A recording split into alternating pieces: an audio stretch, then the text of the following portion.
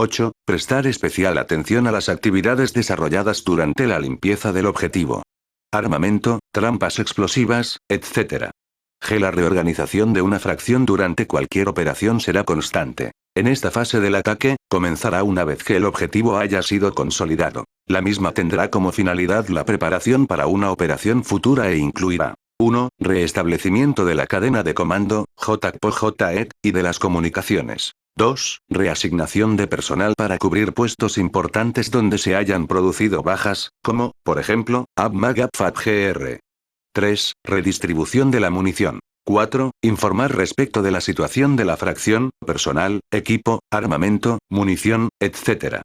5. Brindar tratamiento de primeros auxilios, y a los heridos graves, prepararlos para su evacuación. 6. Evacuación de las bajas propias y del enemigo. 7. Evacuación de prisioneros y material capturado al enemigo. H. Durante la noche, la consolidación y reorganización se ejecutarán en forma similar a lo realizado durante el día, pero teniendo en cuenta las siguientes excepciones. 1. Las posiciones deberán estar más próximas entre sí, en lo posible, deberá existir el contacto visual entre las mismas. 2. Las distancias entre las fracciones también serán menores para incrementar el apoyo mutuo. 3. La localización y evacuación de las bajas tomará más tiempo, debido a que las actividades de limpieza del objetivo serán más lentas. 4. Los planes para consolidar serán detallados pero simples, para su correcta aplicación. 5. La preparación de la posición y los fuegos para oponerse a posibles acciones del enemigo demandará más tiempo y esfuerzo que durante las horas de luz. 5009. Técnicas de la consolidación. Existen dos técnicas para consolidar un objetivo. Por el método del reloj y por las características del terreno. A. Por el método del reloj. FINRO 56, 1, la línea horaria L2, 6 coincidirá con la dirección de ataque del enemigo, encontrándose las 12 hacia el enemigo, frente de propia tropa, y las 6 hacia la retaguardia de propia tropa. 2. Teniendo en cuenta esa línea, se asignará el sector de responsabilidad a cada uno de los combatientes, sobre el que ejercerán la observación y abrirán el fuego. Ejemplo. Tírele. 9 a 11 ATFAT 1. 9 a 3 B por las características del terreno. FINRO 57, para determinar el límite izquierdo y derecho del sector de responsabilidad, se elegirán puntos o elementos característicos del terreno. C. En ambas técnicas, el jefe de fracción deberá asegurarse la superposición o entrecruzamiento de los sectores de observación y fuego, entre los integrantes de la fracción y entre estas, para lograr el apoyo mutuo. Sección nube. La defensa. 5010. Conceptos generales. A una operación de defensa tendrá el propósito de rechazar un ataque enemigo, desgastarlo durante su ataque, defender un terreno importante, ganar tiempo para la ejecución de otra operación, etc. B. Deberá considerarse a la defensa como una actitud transitoria que se adopta para crear condiciones favorables que permitan ejecutar una operación futura. C. El combatiente individual deberá preparar sus posiciones de combate teniendo en cuenta que las mismas deberán permitirle protegerse del fuego de las armas de tiro curvo, tendido, de aviones, etc. y vivir en las mismas en forma cómoda, protegiéndolo de las inclemencias meteorológicas. D. Al igual que en otras operaciones de combate, el enmascaramiento será de vital importancia, personal, equipo y el de la posición, y deberá ser una preocupación constante, desde que comienza a acabar la posición. Deberá crearse conciencia de la importancia y gravitación que tendrá en el desarrollo de la defensa, la habilidad para elegir el terreno y la organización del mismo, para dificultar el ataque enemigo, construcción de posiciones, trincheras, enmascaramiento, jalonamiento, preparación de los fuegos diurnos y nocturnos, preparación de obstáculos, seguridad, apoyo mutuo entre el combatiente y entre las fracciones. F. La defensa durante la noche, da al atacante la ventaja de poder aproximarse a cubierto por la oscuridad, podrá obtener la sorpresa sobre el defensor, pero este deberá por todos los medios evitar ser sorprendido en la posición a través del uso de la iluminación, aparatos de visión nocturna, puestos de escucha, etc., además de tener la ventaja de conocer detalladamente el terreno. 5011. Técnicas de la defensa. A una vez asignado el terreno, el combatiente deberá hacer un máximo aprovechamiento del mismo tendiente a explotar la ventaja inicial que representa para el defensor el ubicarse en el lugar que más favorezca el cumplimiento de la misión. B. Dicho aprovechamiento se materializará a través de la preparación del terreno para protegerse de la acción del enemigo y para facilitar la ejecución de los propios fuegos y la observación sobre los movimientos del enemigo. C. Actividades a desarrollar para organizar una posición de defensa. Normalmente, durante la organización de una posición de defensa, el combatiente ejecutará dentro de su fracción las siguientes actividades. 1. Seguridad. 2. Emplazamiento de las armas. 3. Despejamiento y jalonamiento del campo de tiro. 4. Establecimiento de las comunicaciones y enlaces. 5. Preparación de obstáculos minados. 6. Preparación de las posiciones incluyendo su protección superior y enmascaramiento. 7. Preparación de caminos a cubierto para movimientos, abastecimientos, etc. 8. Preparación de posiciones de cambio y suplementarias. 9. Preparación de instalaciones y posiciones simuladas. Del grado de fortaleza de la posición del tirador a construir, dependerá, fundamentalmente, del tiempo disponible y del tipo de terreno, medios disponibles, período de tiempo durante el cual se ocupará la misma, y la probable acción a ejecutar por el enemigo. De acuerdo con lo expresado, existen dos clases de posiciones. 1. Posición improvisada. Normalmente en contacto con el enemigo, cuando el tiempo es apremiante y los materiales escasos. Entre ellas pueden mencionarse: A. Cráter. Ofrece cubierta y encubrimiento inmediato. B. Trinchera abrigo. Finro 58, emplazamiento en forma de fosa poca profunda, que sirve como protección temporal. C. Posición de tirador tendido. Finro 58, trinchera abrigo a la que se le han hecho mejoras adicionales. Normalmente construida bajo el fuego enemigo y en operaciones ofensivas. Estas proporcionan protección frontal contra el fuego directo y permiten ejecutarlo también hacia el frente y flanco. Este tipo de posición también se utilizará durante emboscadas, consolidación de un objetivo, puestos de observación y escucha, pudiendo ser el primer paso en la construcción del pozo de tirador o pozo de zorro. 2. Pozo de tirador, Finro 59, A, llamado habitualmente como pozo de zorro, se lo construye cuando se cuenta con tiempo para la organización y preparación de la zona de posiciones y con disponibilidad de medios. B. Esta posición podrá ser construida para uno o para dos combatientes, siendo esta última la que ofrece mayores ventajas. C. La posición para dos tiradores brindará mayor seguridad durante los períodos de descanso, comida, trabajos de tierra, etc. Un combatiente brindará la seguridad mientras el otro come, duerme, etc. D. Durante la construcción, se aprovechará la tierra extraída para armar el parapeto, el cual, por su magnitud, deberá proveer protección contra los fuegos del enemigo. Luego de construido deberá ser enmascarado según las características del terreno, aprovechando los tepes obtenidos al comenzar a cavar la posición. El fondo de la posición deberá poseer una inclinación hacia un lugar más profundo, donde se produzca el drenaje del agua y permita ser sacada con el casco, jarro, etc. La protección superior será para completar la proporcionada por el casco, y se construirá con troncos, sacos de arena y materiales impermeables que eviten el efecto de las precipitaciones. Estas posiciones deberán ser mejorados en forma constante en lo que respecta al enmascaramiento y las cubiertas superiores. El aspecto más importante durante la preparación y ejecución de la defensa es asegurarse de que la posición no puede ser localizada, para ello deberá tener el hábito de observar la posición desde el lado enemigo para detectar los defectos de enmascaramiento y solucionarlos. Una posición deberá reunir las siguientes características. 01. Poder observar y abrir el fuego sobre el enemigo en todo el sector asignado. 02. Encontrarse en lugares dominantes del terreno. 03. Poder llegar y salir de esta a cubierto. 04. Ofrecer protección contra el fuego y las vistas. 05. Ser confortables para los combatientes, máxime si debe pasar un tiempo prolongado en la misma. 06. Asegurar el enlace con los combatientes de la derecha e izquierda. 07. No encontrarse cerca de lugares característicos del terreno.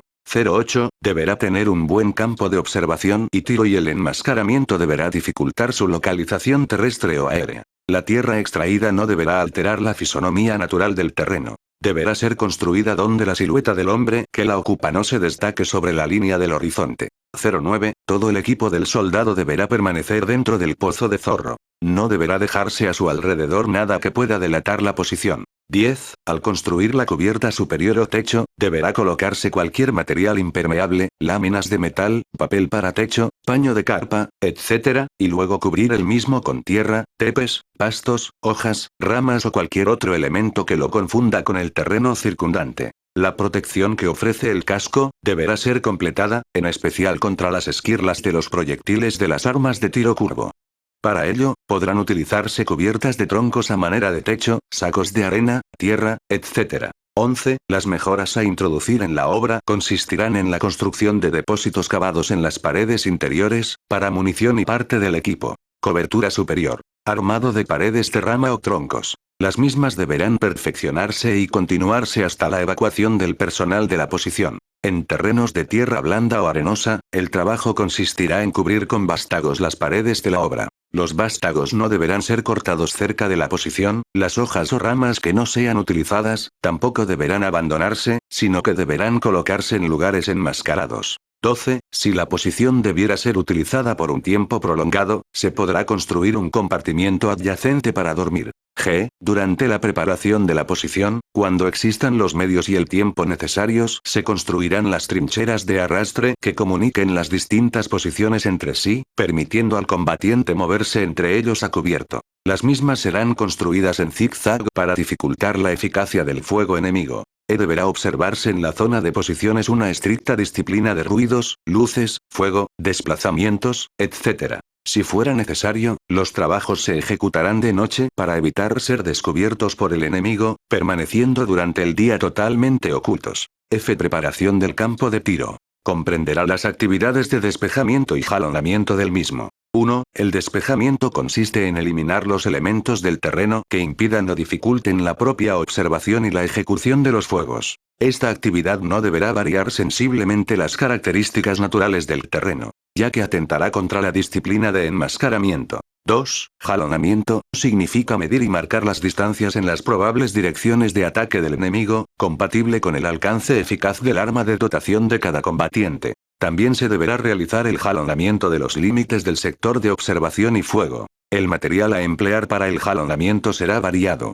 Trapos, luces, estacas, cortes en los árboles, pintura, etc. Los indicadores deberán ser visibles para propia tropa e invisibles para el enemigo. Las distancias a jalonar estarán en relación directa con el alcance máximo eficaz del arma de dotación. G. Puesto de observación. 1. La observación del campo de combate será fundamental para obtener información sobre el enemigo. Esta será ejecutada constantemente por todo combatiente que esté empeñado directa o indirectamente con el enemigo. 2. Para la instalación y operación de un puesto observatorio será necesario considerar los siguientes aspectos. A. Dominar por las vistas la totalidad del sector asignado del campo de combate. B. Estar ubicado en lugares elevados y bien enmascarados. C. Normalmente constituidos por 4 combatientes, un jefe de puesto y 3 centinelas.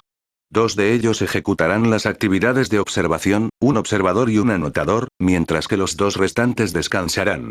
Los relevos serán realizados cada 2 horas. D. Poseer buenas cubiertas y encubrimientos. E. Tener buen campo de observación. F. Caminos de aproximación y repliegue a cubierto para evitar que el enemigo detecte el puesto observatorio. G. No ubicar el puesto sobre la línea del horizonte. Normalmente, deberá estar sobre la cresta militar. H. Estar ubicados en lugares que dificulten el acceso desde el flanco, retaguardia o la aproximación a cubierto. I. Evitar su ubicación próxima a lugares característicos del terreno, que puedan servir como punto de referencia. J. Emplear comunicaciones alámbricas complementadas por radio para situaciones de extrema necesidad. Para el caso particular de las alámbricas, los tendidos serán perfectamente enmascarados para evitar ser detectados por el enemigo o destruidos por el fuego de las armas de tiro curvo. H. Preparación de los fuegos diurnos de la defensa. FINRO 60. 1. A cada combatiente se le asignará un sector de responsabilidad sobre el cual ejecutará observación y fuego. 2. Dicho sector será fijado por puntos de referencia y serán superpuestos respecto de los sectores de responsabilidad de los otros combatientes. 3. Dentro del sector se podrá asignar una dirección principal de fuego y una secundaria. 4. Dentro del sector asignado, el combatiente deberá reconocer perfectamente el jalonamiento del campo de tiro en relación directa con el alcance eficaz de las armas de dotación, esto le permitirá graduar correctamente el alza. 5. Comenzará a ejecutar el fuego a orden cuando el enemigo se encuentre dentro del alcance eficaz de su arma. 108. Preparación de los fuegos diurnos de la defensa. FINRO 60 y defensa contra blindados y mecanizados. 1. El valor de estos vehículos está dado por A. Potencia de fuego de su cañón y ametralladoras. B. Movilidad. Capacidad para transitar por casi todo tipo de terreno. C. Protección blindada. 2. Las partes vulnerables de estos serán A. Periscopios. B. Orugas. C. Menor blindaje en la parte trasera del VC. D. Posee ángulos muertos próximos al VC, que no pueden ser batidos por las armas de este. 3. La defensa contra blindados y mecanizados será activa y pasiva. A. Pasiva. El pozo de tirador protegerá al combatiente del fuego de los blindados y aun de su acción de aplastamiento, pudiendo el vehículo de combate pasar sobre el pozo de zorro sin ocasionar daños al combatiente. B. Activa. Ejecutada con el arma de dotación, utilizando proyectiles antitanques, a distancias cortas será efectiva contra los blindados y mecanizados. J. Durante la noche serán empleados los mismos procedimientos que durante el día, con algunas excepciones. 1. El jalonamiento del campo de tiro será realizado con luces o bien pinturas fosforescentes. 2. La preparación de los fuegos nocturnos se realizará durante el día a través del sistema de jalones, que marcarán el sector de fuego asignado, FINRO 61. Preparación de los fuegos nocturnos. FINRO 61 también será utilizado intensamente el tiro por señalamiento, ejecutado a partir de la precisión del tiro logrado por un combatiente que posea un aparato de visión nocturna. 3. No se abrirá el fuego hasta que el blanco sea claramente observado, caso contrario, se delatará la posición. Para obtener la sorpresa los fuegos se ejecutarán a orden. 4. Serán utilizadas granadas de mano para reforzar los fuegos cuando el enemigo esté próximo a la posición. 5. La iluminación será usada intensamente para detectar al enemigo en su aproximación y dificultar su visión nocturna con medios técnicos para tal fin. 6. Puestos de observación y escucha. Durante las horas de escasa visibilidad, si bien la observación seguirá teniendo importancia, máxime con anteojos de visión nocturna, será complementada por la escucha. En el caso de no contar con medios de visión nocturna, la escucha cobrará mayor importancia. K. Puesto de observación y escucha. 1. Durante la noche, o en períodos de reducida visibilidad, se ejecutará observación y escucha. Esto último será de gran importancia, aunque se operen medios de visión nocturna. 110. 2. El enemigo podrá aproximarse utilizando un mayor número de avenidas de aproximación. 3. El enemigo tratará de infiltrarse en el propio dispositivo. Será importante la ubicación de los puestos, el apoyo mutuo entre estos y las coordinaciones para cubrir todo el sector del terreno asignado. 4. La ubicación del puesto de observación y escucha será distinta que durante el día, encontrándose estos más próximos a la posición defensiva. 5. Estos puestos podrán ser relevados durante la noche, excepto cuando esta actividad pudiera revelar al enemigo la ubicación del puesto de observación y escucha. Sección sexto. Empleo de las armas automáticas individuales y colectivas en la defensa antiaérea. 5012.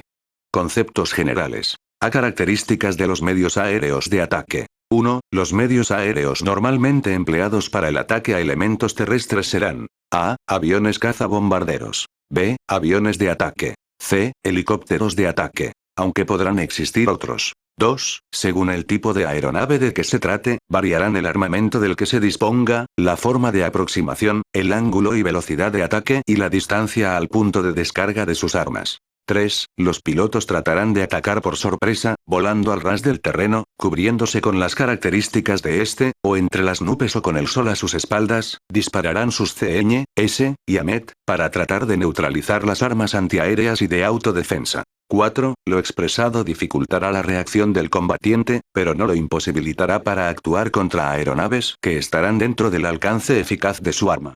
Si no logra derribar la aeronave, por lo menos podrá restarle eficacia a su ataque. B. Técnicas de ataque aéreo a los elementos terrestres. 1. Ataque sostenido. Las aeronaves atacantes ejecutarán varios pasajes con descargas de sus armas sobre el blanco. Normalmente sucederá sobre blancos carentes de adecuada defensa contra aeronaves. FINRO 62. 2. Ataque relámpago. Descargarán el máximo de su potencia de fuego en una sola pasada. Normalmente efectuada sobre blancos con adecuada defensa aérea, con un máximo de explotación de la sorpresa, disparando todas sus armas. FINRO 63. Ataque relámpago. FINRO 63. 3. Ataque a columnas. El más rentable y fácil de ejecutar para las aeronaves por la reunión y la normal alineación que supone el blanco. Normalmente se seleccionarán para este ataque, lugares de paso obligado o terrenos que impidan la dispersión, facilitando la destrucción de la columna. FINRO 64, ataque a columnas. FINRO 64, 112. C. Se adoptarán medidas activas y pasivas para disminuir la eficacia de un ataque aéreo. 1. Pasivas. Enmascaramiento. Dispersión. Encubrimiento. Fortificación. Obras o actividades simuladas. Observación. 2. Activas. La defensa aérea activa se puede subdividir en A. Defensa antiaérea. Participan las armas específicas antiaéreas de la unidad. AMTL 2,7 CNA a 20 mm misiles tierra-aire. B. Autodefensa. En la que participan las armas no específicas de la defensa aérea. MACFATFAL. Estas serán empleadas en conjunto para constituir una barrera de fuego delante de las aeronaves atacantes, que, como mínimo, dificulte su accionar. De ejecución de los fuegos. Ante la alarma de un ataque aéreo, las armas automáticas individuales y colectivas procederán de la siguiente forma. 1. Determinar la dirección de donde proviene el ataque, número y tipo de armas de atacantes. 2. Ocupar con todo el personal las posiciones de tiro y apuntar las armas en la dirección general de donde proviene el ataque o sobre los puntos de referencia que se indiquen en las órdenes y que serán sobrevolados por la formación atacante. Aún en el caso de que no todo el personal pueda observar la aproximación de las aeronaves, apuntarán sus armas en la dirección ordenada. 3. Orden para abrir el fuego. A. El grado de centralización impuesto para la apertura del fuego dependerá del dispositivo del elemento y trayectoria de las aeronaves atacantes, a fin de que ésta sea impartida cuando el atacante esté dentro del alcance eficaz de las armas de cada elemento. B. El fuego se ejecutará cuando cada aeronave inicie el ataque y mientras lo desarrolle, a efectos de perturbar el mismo. C. No se tirará cuando efectúe la salida del objetivo, por el contrario se centrará la atención en la siguiente aeronave que ataca. 4. Aspectos a considerar. A. Ejecutar el fuego, inicialmente con las armas de mayor alcance, hasta abarcar el tiro con las armas portátiles. B. Según las características del ataque, el terreno, grado de centralización impuesto, se efectuará el fuego con todo el elemento en forma simultánea o por fracciones en forma sucesiva. FINRO. Formas de ejecución de los fuegos. FINRO 65C, en la primera forma se logrará el máximo volumen de fuego sobre el punto determinado delante de la aeronave. Durante un tiempo reducido, fuego simultáneo. D. Al emplear la segunda forma, el volumen de fuego será menor, distribuido a lo largo de la trayectoria de la aeronave y por un tiempo más prolongado, fuego sucesivo. E. Selección del punto a apuntar. 1. La técnica de establecer una barrera de fuego delante de la aeronave atacante, es igual para todas las armas automáticas. La determinación del punto a apuntar para las armas estará condicionado por la velocidad del blanco, aeronave, y la ubicación del observador. A. Para aeronaves rápidas, aviones a reacción FINRO 66-1, vista de frente ascendiendo. Apuntar sobre la figura de la aeronave. 2. Vista de frente descendiendo. Apuntar directo a la nariz. 3. Visto de perfil. Apuntar 2 campos de fútbol adelante de la nariz, 200 mts. 4. Vuelo sobre la posición. Apuntar 2 campos de fútbol adelante de la nariz, 200 mts. 114. Punto a apuntar para aeronaves rápidas. FINRO 66B, para aeronaves lentas, aviones a hélice y helicópteros. FINRO 67-1, vista de frente ascendiendo. Sobre la figura de la aeronave. 2. Vista de frente descendiendo o estacionario. Sobre la nariz de la aeronave. 3. Visto de perfil. Medio campo de fútbol delante de la nariz, 50-70 mts.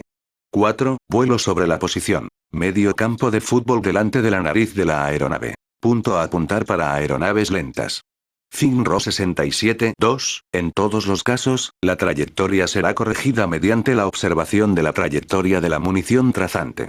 Lo importante no será la precisión del tiro, sino el volumen de fuego. 3. La barrera de fuego estará concentrada en un punto del espacio delante de la aeronave y hasta que ésta la atraviese. La dificultad para determinar con exactitud el punto a apuntar, se verá atenuada con el máximo volumen de fuego que se pueda ejecutar. F. Posición de tiro con armas automáticas individuales y colectivas. 1. FALIFAP, FINRO 68. Salvo la posición de cuerpo a tierra, las restantes posiciones no variarán para ejecutar el tiro de autodefensa, pudiendo ejecutarse al descubierto, o desde obras de fortificación, desde cubiertas y aún desde vehículos. La posición de cuerpo a tierra se ejecutará de espaldas al suelo y dando frente al atacante. Posición de tiro para FALIFAP. FINRO 68-2, ametralladoras MAC. Se emplearán afustes que permitirán un máximo de movilidad y un mayor ángulo de elevación, pudiendo usarse apoyos de circunstancia. G. Ejecución del tiro con armas automáticas. 1. Tiro con ametralladora MAC, FALIFAP. A. En todos los casos, será de gran importancia el empleo de munición trazante luminosa, para poder observar el tiro y efectuar las correcciones necesarias. B. Estas armas automáticas serán empleadas con su mayor cadencia de fuego, a fin de lograr en un período de tiempo breve, el máximo volumen de fuego concentrado delante de la aeronave atacante. 2. Escalonamiento de los fuegos. A. Normalmente, se emplearán las armas automáticas individuales y colectivas a sus máximos alcances, para tratar de restarle eficacia al ataque enemigo a las mayores distancias y antes de que la aeronave inicie la descarga de sus armas. 116. B. En algunas circunstancias, no se abrirá el fuego a las mayores distancias, preservándose el total de la munición y armas para ejecutar el fuego de barrera, a cortas distancias, simultáneamente. Esto sucederá cuando el terreno compartimentado limite la observación y campo de tiro o bien cuando se restrinja el fuego hasta tener la certeza de haber sido localizado por las aeronaves enemigas. H. Técnicas de tiro de autodefensa. 1. Tiro por convergencia. FINRO 69. Cada arma se apuntará delante de la aeronave y se disparará, desplazando el tiro y corrigiendo la puntería a través de la munición trazante, siempre delante de la aeronave. Esta técnica será empleada para blancos lentos, helicópteros, aviones a hélice. Tiro por convergencia. FINRO 69. 2. Tiro por puntos de referencia. FINRO 70.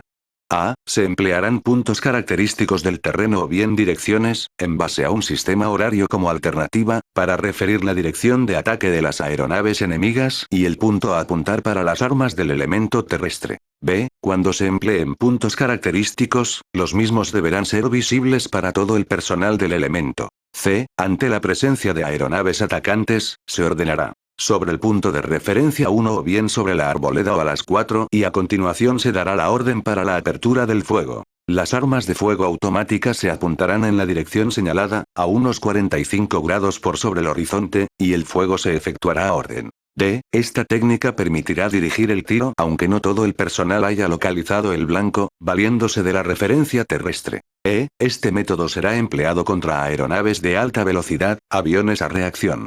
F. En cualquiera de los dos casos expresados deberá obrarse con el máximo de rapidez para concretar una reacción inmediata contra el atacante. G. De ser posible, se ordenará la ejecución del tiro, punto sobre el cual se disparará, altura, cantidad de disparos, etc. Si no se dispone de tiempo para impartir la orden, se deberá actuar bajo el concepto de que un ataque aéreo es una emboscada, y que la única posibilidad de sobrevivir es la reacción inmediata, gobernada o no, de todos los integrantes del elemento terrestre. Capítulo 6. Procedimientos en el descanso. Sección 1. Conceptos generales. 6001. Conceptos generales. En este capítulo serán desarrollados los aspectos que se deben considerar para la organización de un servicio de seguridad en el alojamiento, dispositivo y composición de sus elementos, y las actividades básicas a desempeñar por el combatiente como integrante del sistema de seguridad. 6002. Contenido. A. Servicio de seguridad. B. Guardias exteriores e interiores. C. Puestos de guardia. 6003. Consideraciones. El combatiente individual, durante el desarrollo de las actividades de campaña, ejecutará 3 de estas que son de carácter básico y fundamental: el combate, los movimientos y el descanso. B. La actividad de descanso en el campo de combate se realizará durante las situaciones que se mencionan a continuación. 1. En el alojamiento. A. Vivac. B. Acantonamiento. C. Vivac acantonamiento. 2. Durante el movimiento. A. Marcha. B. Transporte. 3. Durante el combate. A. Operaciones ofensivas. B. Operaciones defensivas. C. Otras operaciones. 120. C. Todas las situaciones mencionadas precedentemente, poseen características propias que permiten diferenciarlas. Pero existe un factor en común y de vital importancia: la seguridad. Esta será la que evitará ser sorprendidos por el enemigo, brindando libertad de acción a las tropas que descansan. D. Normalmente las actividades de descanso en el alojamiento se cumplirán en sectores alejados de la influencia directa del enemigo terrestre, y cuando la posibilidad de entrar en contacto sea remota. Esta forma de descanso hace presuponer que el mismo se realizará por un tiempo determinado, adoptando para ello cualquiera de las 3 variantes. 1. El vivac constituye la forma normal en que se alojarán las tropas en campaña. Esta permitirá pasar más rápidamente al descanso, facilitando el alistamiento de las tropas para la marcha o el combate. Esta forma de alojamiento se llevará a cabo con los elementos del equipo individual, necesarios para el armado de la carpa. 2. El descanso en el acantonamiento será realizado en localidades o caseríos, utilizando las construcciones existentes en la zona. Esta forma de descanso será posible en contadas ocasiones y para efectivos reducidos en número. Será adoptado para obtener mayor protección contra las inclemencias del tiempo, mejores comodidades para el personal y además, para facilitar la conservación del material y del equipo. 3. El vivac acantonamiento es una combinación de las dos formas de descanso anteriormente mencionadas. Esta proporcionará mayores comodidades que el vivac y aumentará el alistamiento para la marcha o el combate, con respecto al acantonamiento. Al ejecutar actividades de descanso en el alojamiento, se considerarán los siguientes aspectos. 1. Enmascaramiento y encubrimiento contra las vistas terrestres y aéreas. 2. Cubiertas contra el fuego directo y dentro de las posibilidades existentes, contra el fuego indirecto. 3. Mantener la dispersión y limitar al máximo los desplazamientos. 4. Alistamiento permanente para iniciar la marcha o establecer el contacto. 5. Mantener el alistamiento y la seguridad. 6. Evitar toda actividad que revele la presencia de propia tropa en el lugar. En las actividades de descanso durante el combate, se considerarán los siguientes factores. 1. En el ataque. Se adoptará una actitud defensiva transitoria. A. El combatiente se reforzará en el sector de terreno alcanzado. B. Se adelantará personal de seguridad que proporcione la alerta temprana y oportuna sobre la presencia de enemigo. C. Se mantendrá la capacidad de alistamiento. D. Se instalarán puestos de observación y escucha sobre las avenidas de aproximación más importantes del enemigo. 2. En la defensa. A. Se verá facilitado el descanso por el grado de reforzamiento alcanzado en el terreno durante la organización y mejoramiento de las posiciones. B. El descanso se realizará por mitades o tercios, según el grado de amenaza existente. C. Se adelantarán elementos de seguridad hacia el frente, flanco y retaguardia. G. Durante el movimiento. 1. Se efectuará durante los saltos de marcha, las unidades a pie marcharán normalmente 50 minutos por 10 de descanso, y las unidades mecanizadas 1 hora 45 minutos de marcha por 15 minutos de descanso. 2. Se mantendrá la seguridad sobre el sector de responsabilidad asignado, aprovechando el alto de marcha para recuperar el equipo, enmascaramiento, etc. 3. Se buscarán cubiertas y encubrimiento que permitan ejecutar todas las actividades inherentes al descanso, protegido de la observación y fuego del enemigo. 4. Mantener la dispersión en el terreno y el enlace con el resto de los combatientes de la fracción. Será necesario considerar especialmente el constante mejoramiento y adaptación del enmascaramiento, dispersión, máximo aprovechamiento de los obstáculos naturales y artificiales, para reducir la acción terrestre y aérea del enemigo. Y cuando la actividad de descanso se realiza durante la noche, el sistema de seguridad deberá adaptarse a esta reducción de espacios, instalación de puestos de escucha sobre las avenidas de aproximación más peligrosas, mantenimiento del apoyo mutuo entre los puestos, etc., para evitar o reducir el grado de sorpresa que pudiera lograr el enemigo. Sección segundo. Servicio de seguridad. 6004. Conceptos generales. Durante el descanso y según sea el grado de amenaza del enemigo y la situación táctica existente, las tropas en campaña se aseguran por medio de avanzadas y avanzadas de combate. Las misiones de estas son similares. La adopción de una u otra depende del grado de la amenaza enemiga. Siendo posible el contacto, se instalarán avanzadas de combate, debiendo la tropa asegurada permanecer parcial o totalmente alistada para el combate. Las avanzadas se emplearán cuando el combate con efectivos del enemigo sea poco probable, y sus misiones serán: 1. Rechazar acciones enemigas poco importantes. 122. 2. Proporcionar a las tropas que descansan bajo su protección, el tiempo y espacios suficientes para prepararse para el combate o iniciar la marcha. 3. Negar al enemigo la observación sobre la tropa que descansa y el sector de terreno ocupado. El aprovechamiento y organización del terreno serán aspectos de especial atención para el establecimiento del servicio de seguridad en el descanso. La máxima utilización de los obstáculos naturales y artificiales, ocupación de los puntos dominantes del terreno, preparación de las obras de fortificación, enmascaramiento, etc., aumentarán la protección del combatiente y contribuirán a reducir la acción terrestre y aérea del enemigo. La seguridad terrestre deberá establecerse en los 360 grados, ocupando durante el día aquellos puntos del terreno que permitan observar todo el sector asignado. Durante períodos de escasa visibilidad o por las características del terreno, compartimentado, bosques, etc., se incrementarán las medidas de seguridad. Ningún obstáculo, por importante que éste sea, representa un grado de seguridad que haga innecesario complementarlo con el fuego y la observación. F. Los puestos de observación se ubicarán principalmente sobre las avenidas de aproximación a disposición del enemigo, sean estas desde el frente, flanco o retaguardia, caminos, sendas, arroyos, especialmente durante períodos de poca visibilidad. G. La seguridad en los alojamientos, vivac, acantonamiento y vivac-acantonamiento, estará dada por un servicio de avanzadas, donde la subunidad normalmente reforzada, será el elemento de seguridad de la unidad. Si la subunidad se aloja aislada, la sección reforzada cumplirá esa misión.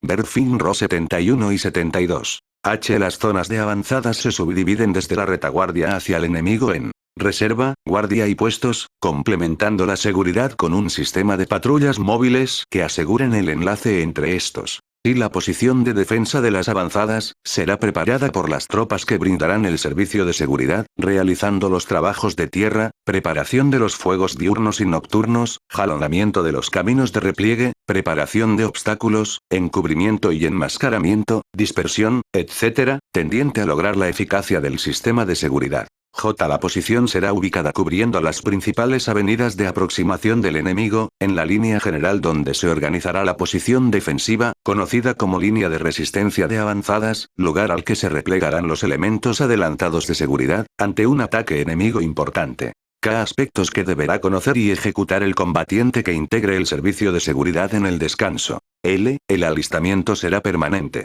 2. La seguridad será incrementada durante las horas de escasa visibilidad, especialmente al amanecer. 3. Disciplina de ruidos, luces, desplazamientos. 4. Poseer conciencia de enmascaramiento durante todas las actividades a realizar en el servicio de seguridad. 5. Ejecutar la instalación de los puestos de observación y escucha, poniendo en práctica todas las medidas de seguridad, para evitar que la ubicación de éste sea conocida por el enemigo. 6. Los desplazamientos para los relevos y patrullas, se ejecutarán a cubierto, aprovechando las características del terreno, por caminos previamente seleccionados y jalonados. 7. Será conveniente que los integrantes de los puestos o patrullas se encuentren dentro de las distancias que les permitan apoyarse mutuamente ante una acción enemiga. 8. Se empleará correctamente la señal de reconocimiento. 9. Se adoptarán medidas que aseguren la identificación entre los integrantes de la fracción de seguridad. 10. Al tomar prisioneros o desertores del enemigo, se procederá de acuerdo con lo determinado en el artículo 3026, del presente reglamento. 11. Los fuegos serán coordinados en detalle, para que estos no sean interrumpidos durante el apoyo del repliegue de los elementos adelantados del servicio de seguridad. L. En horas de escasa visibilidad o durante la noche, según las características del terreno, se incrementarán las medidas de seguridad, se reducirán las distancias entre los puestos y fracciones. Los movimientos de las patrullas y relevos de los puestos deberán efectuarse sin delatar la actividad en ejecución, sin disminuir la seguridad durante estos. Sección 3. Guardias. 6005. Conceptos generales. A las guardias constituyen la fracción adelantada del elemento que brinda el servicio de avanzadas. Serán las responsables de detectar el menor indicio de actividad en la zona, brindando la alarma oportuna y el tiempo y espacio necesarios para el alistamiento de la tropa que descansa para iniciar la marcha o entrar en combate. B. Las guardias serán destacadas por el elemento que brinda el servicio de avanzadas, 800-1000 metros delante de estas. Las mismas se emplazarán en lugares dominantes del terreno, apropiados para el cierre de las avenidas de aproximación del enemigo. C. La composición de la guardia, siendo la subunidad el elemento que cumple la misión de seguridad, variará entre fracciones de nivel grupo reforzado a una sección reforzada, armas antitanques, de apoyo, etc.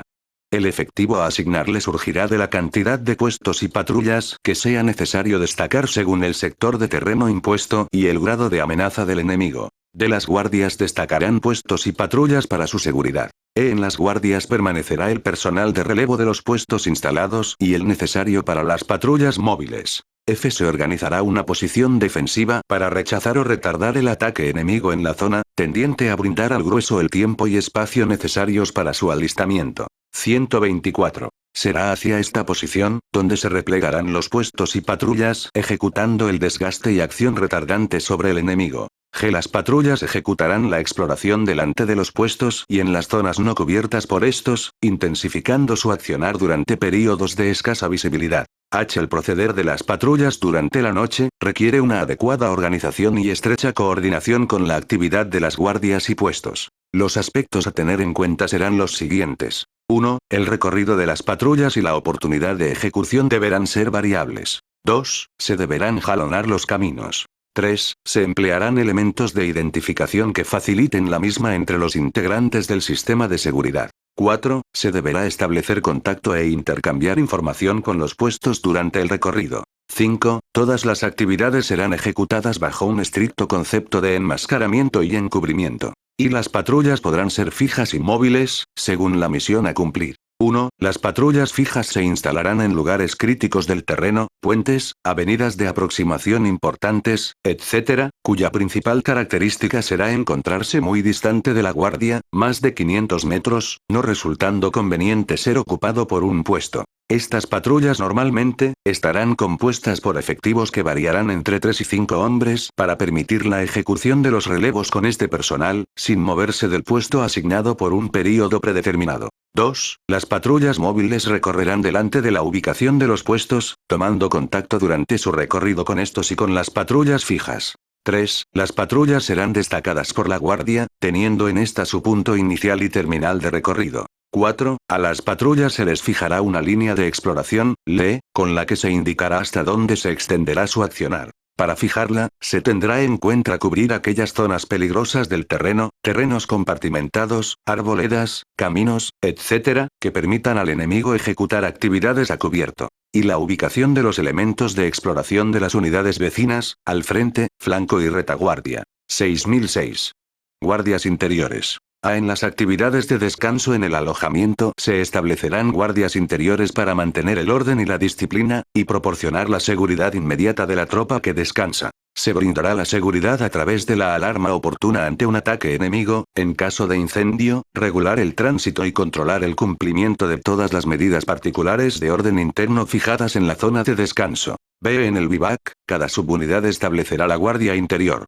Cuando el descanso se realice en la forma de acantonamiento, lo ideal será que la guardia interior sea proporcionada por una sola unidad. Sección cuarto. Puestos de guardia. 6007. Conceptos generales. La misión asignada a un combatiente que ocupa un puesto de la guardia, será, normalmente, observar y tratar de detectar las actividades del enemigo para dar la alarma oportuna, evitar la sorpresa y mantener la libertad de acción del resto de la fracción. B. La composición, ubicación, instalación y operación de los puestos, de observación y de escucha, se regirá por lo establecido en el artículo 5011, f. C. Se adelantarán a una distancia menor a los 500 metros desde la guardia, y estarán ubicados sobre los lugares dominantes del terreno, superponiendo sus sectores de vigilancia. De su ubicación será distinta de día y de noche. Normalmente durante la noche se ubicarán sobre las avenidas de aproximación más peligrosas del enemigo, mientras que el resto del terreno será vigilado por patrullas móviles. La línea de los puestos, constituirá la línea de seguridad, LS, más adelantada del servicio de avanzadas. F. El combatiente que desempeñe funciones en un servicio de guardia, al hacerse cargo de la seguridad de un puesto, deberá conocer las consignas generales y particulares existentes, en forma detallada. G. Ante un ataque del enemigo, el combatiente deberá proceder con resolución y firmeza, poniendo en práctica los siguientes puntos. A. Proporcionar la alarma sobre la actividad del enemigo. B. Cada puesto intentará rechazarlo dentro de sus posibilidades. C. Evitar ser atacado por el flanco o retaguardia. D. Si fuera necesario el repliegue de los puestos, este será ejecutado por los caminos seleccionados a tal fin. El repliegue será ejecutado hacia la posición de defensa del elemento que los destacó. F. Toda acción estará orientada por la misión del servicio de avanzadas. Proporcionar el tiempo y espacio necesarios al grueso para entrar en combate o iniciar la marcha. 6008. Consignas generales y particulares.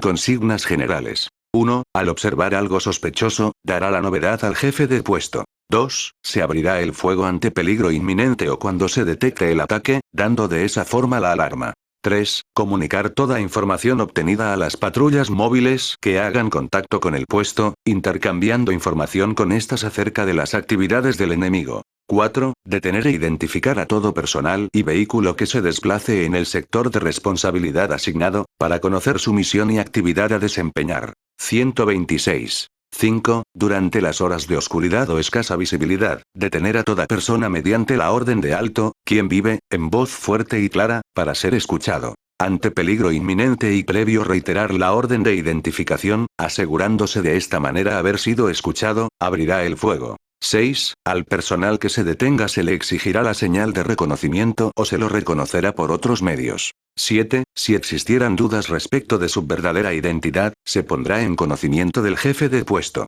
Aunque este personal vistiera el uniforme de propia tropa, se extremarán las medidas de seguridad a fin de comprobar fehacientemente que no se trata de personal del enemigo que intenta infiltrarse. 8. Habiendo reconocido sin lugar a dudas que se trata de enemigo, se abrirá el fuego sin intimación previa. 9. Los prisioneros, desertores y parlamentarios del enemigo, desarmados y con los ojos vendados, serán conducidos hasta el superior más próximo, sin mantener conversación o interrogatorio previo, según lo determinado en el artículo 3026, puntos B y C del presente reglamento. B. Consignas particulares. 1. Las consignas particulares incluirán indicaciones de carácter exclusivo para cada puesto, sobre los siguientes aspectos. A. Designación del puesto y su ubicación. B. Datos sobre el enemigo y terreno. C. Emplazamiento, designación y misión de las fracciones vecinas y adelantadas. D. Sector de responsabilidad para ejercer la observación o escucha. E. Zonas o puntos críticos del terreno de especial atención.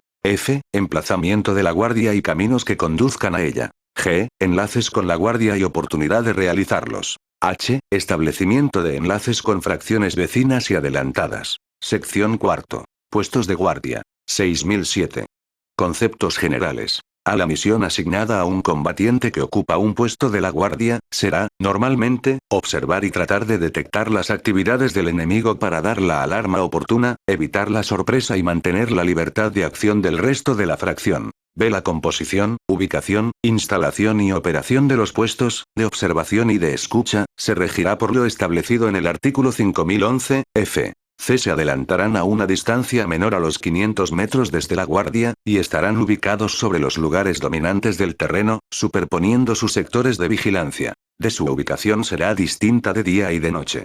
Normalmente durante la noche se ubicarán sobre las avenidas de aproximación más peligrosas del enemigo, mientras que el resto del terreno será vigilado por patrullas móviles. La línea de los puestos, constituirá la línea de seguridad, LS, más adelantada del servicio de avanzadas. F. El combatiente que desempeñe funciones en un servicio de guardia, al hacerse cargo de la seguridad de un puesto, deberá conocer las consignas generales y particulares existentes, en forma detallada. G. Ante un ataque del enemigo, el combatiente deberá proceder con resolución y firmeza, poniendo en práctica los siguientes puntos. A. Proporcionar la alarma sobre la actividad del enemigo. B. Cada puesto intentará rechazarlo dentro de sus posibilidades. C. Evitar ser atacado por el flanco o retaguardia. D. Si fuera necesario el repliegue de los puestos, este será ejecutado por los caminos seleccionados a tal fin. E. El repliegue será ejecutado hacia la posición de defensa del elemento que los destacó. F. Toda acción estará orientada por la misión del servicio de avanzadas.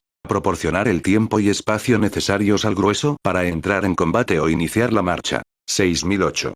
Consignas generales y particulares. A. Consignas generales. 1. Al observar algo sospechoso, dará la novedad al jefe de puesto. 2. Se abrirá el fuego ante peligro inminente o cuando se detecte el ataque, dando de esa forma la alarma.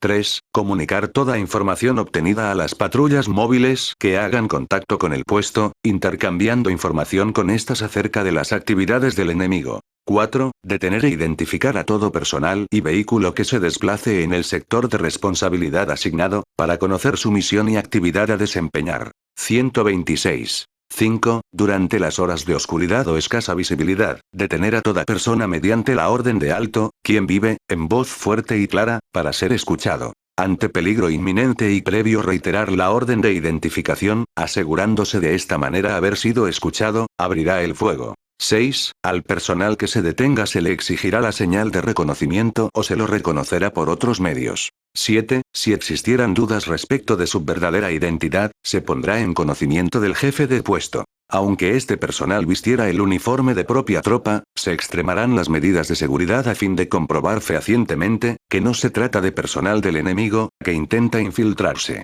8. Habiendo reconocido sin lugar a dudas que se trata de enemigo, se abrirá el fuego sin intimación previa. 9. Los prisioneros, desertores y parlamentarios del enemigo, desarmados y con los ojos vendados, serán conducidos hasta el superior más próximo, sin mantener conversación o interrogatorio previo, según lo determinado en el artículo 3026, puntos B y C del presente reglamento. B. Consignas particulares. 1. Las consignas particulares incluirán indicaciones de carácter exclusivo para cada puesto, sobre los siguientes aspectos. A. Designación del puesto y su ubicación. B. Datos sobre el enemigo y terreno. C. Emplazamiento, designación y misión de las fracciones vecinas y adelantadas. D. Sector de responsabilidad para ejercer la observación o escucha. E. Zonas o puntos críticos del terreno de especial atención. F. Emplazamiento de la guardia y caminos que conduzcan a ella. G. Enlaces con la guardia y oportunidad de realizarlos. H. Establecimiento de enlaces con fracciones vecinas y adelantadas.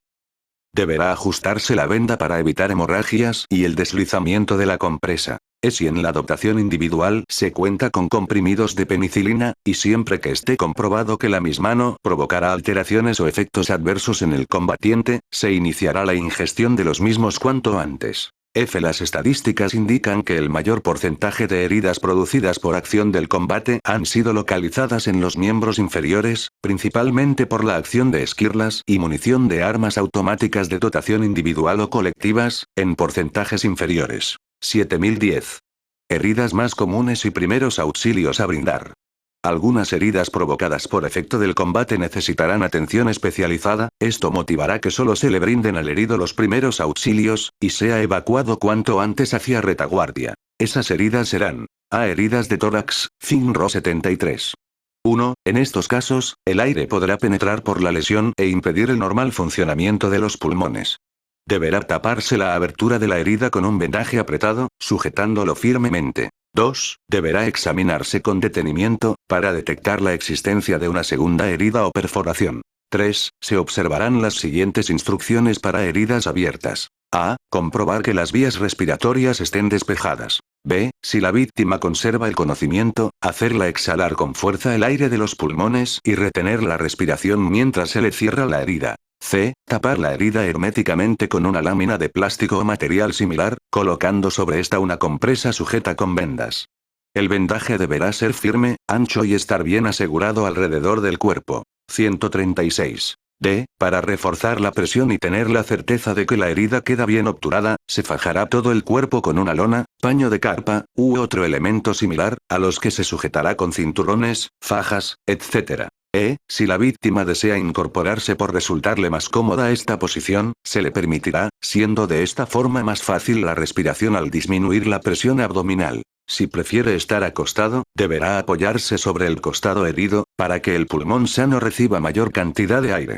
También podrá estar sentado. F. Deberá ser evacuado de inmediato. Herida de tórax.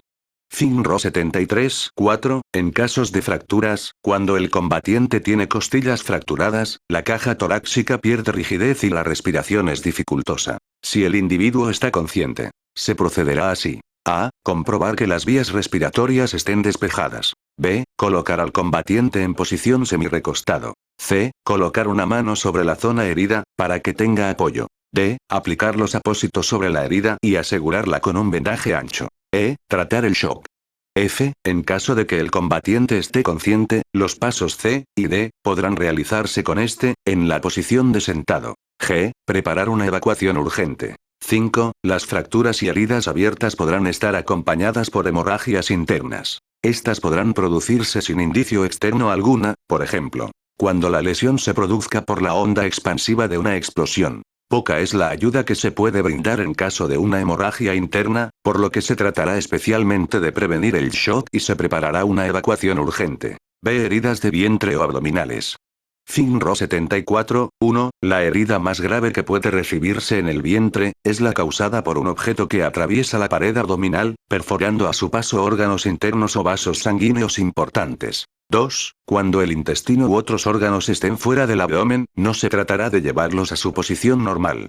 Estas heridas serán atendidas por el servicio de sanidad. 3. El tratamiento a brindar será cubrir la herida con uno o varios paquetes de curación y compresas, pero sin ajustar demasiado. La presión que se ejerza será inútil para detener las hemorragias internas, en cambio podrá contribuir a agravarlas. Tampoco se intentará limpiar la herida de fragmentos o elementos extraños. Esto podrá influir en forma negativa para el tratamiento posterior. 4. No se le suministrarán al herido líquidos o comidas, ya que todo lo que ingiera pasará por el intestino dañado y contribuirá a la infección por todo el vientre. 5. Se le podrán mojar los labios para calmar su sed. 6. Se le permitirá reposar sobre la espalda, pero con la cabeza volcada sobre el costado. Deberá ser vigilado para evitar que se ahogue con los vómitos. 7. Se lo protegerá de la humedad y del viento y será evacuado en forma urgente. Heridas de vientre o abdominales. FINRO 74C. Heridas de los miembros. Se procederá de acuerdo con lo determinado en la SECV de este capítulo en lo referente a 1. Fracturas y luxaciones.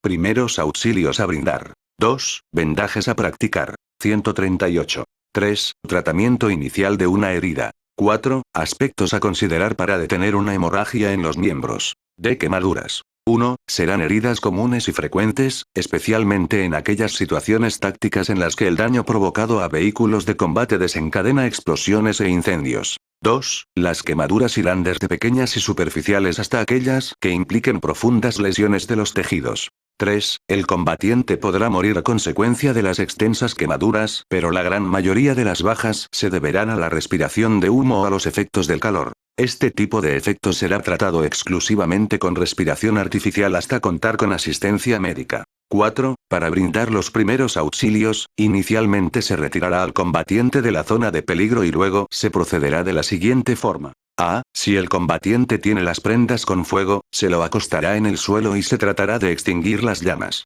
Se tratará de privar al fuego del aire, a través del agua utilizando una manta. B. Se enfriará la zona quemada utilizando agua limpia u otro líquido inocuo, como leche, cerveza, etc. Será importante detener el efecto de cocción del calor. No se utilizarán grasas, cremas o ungüentos.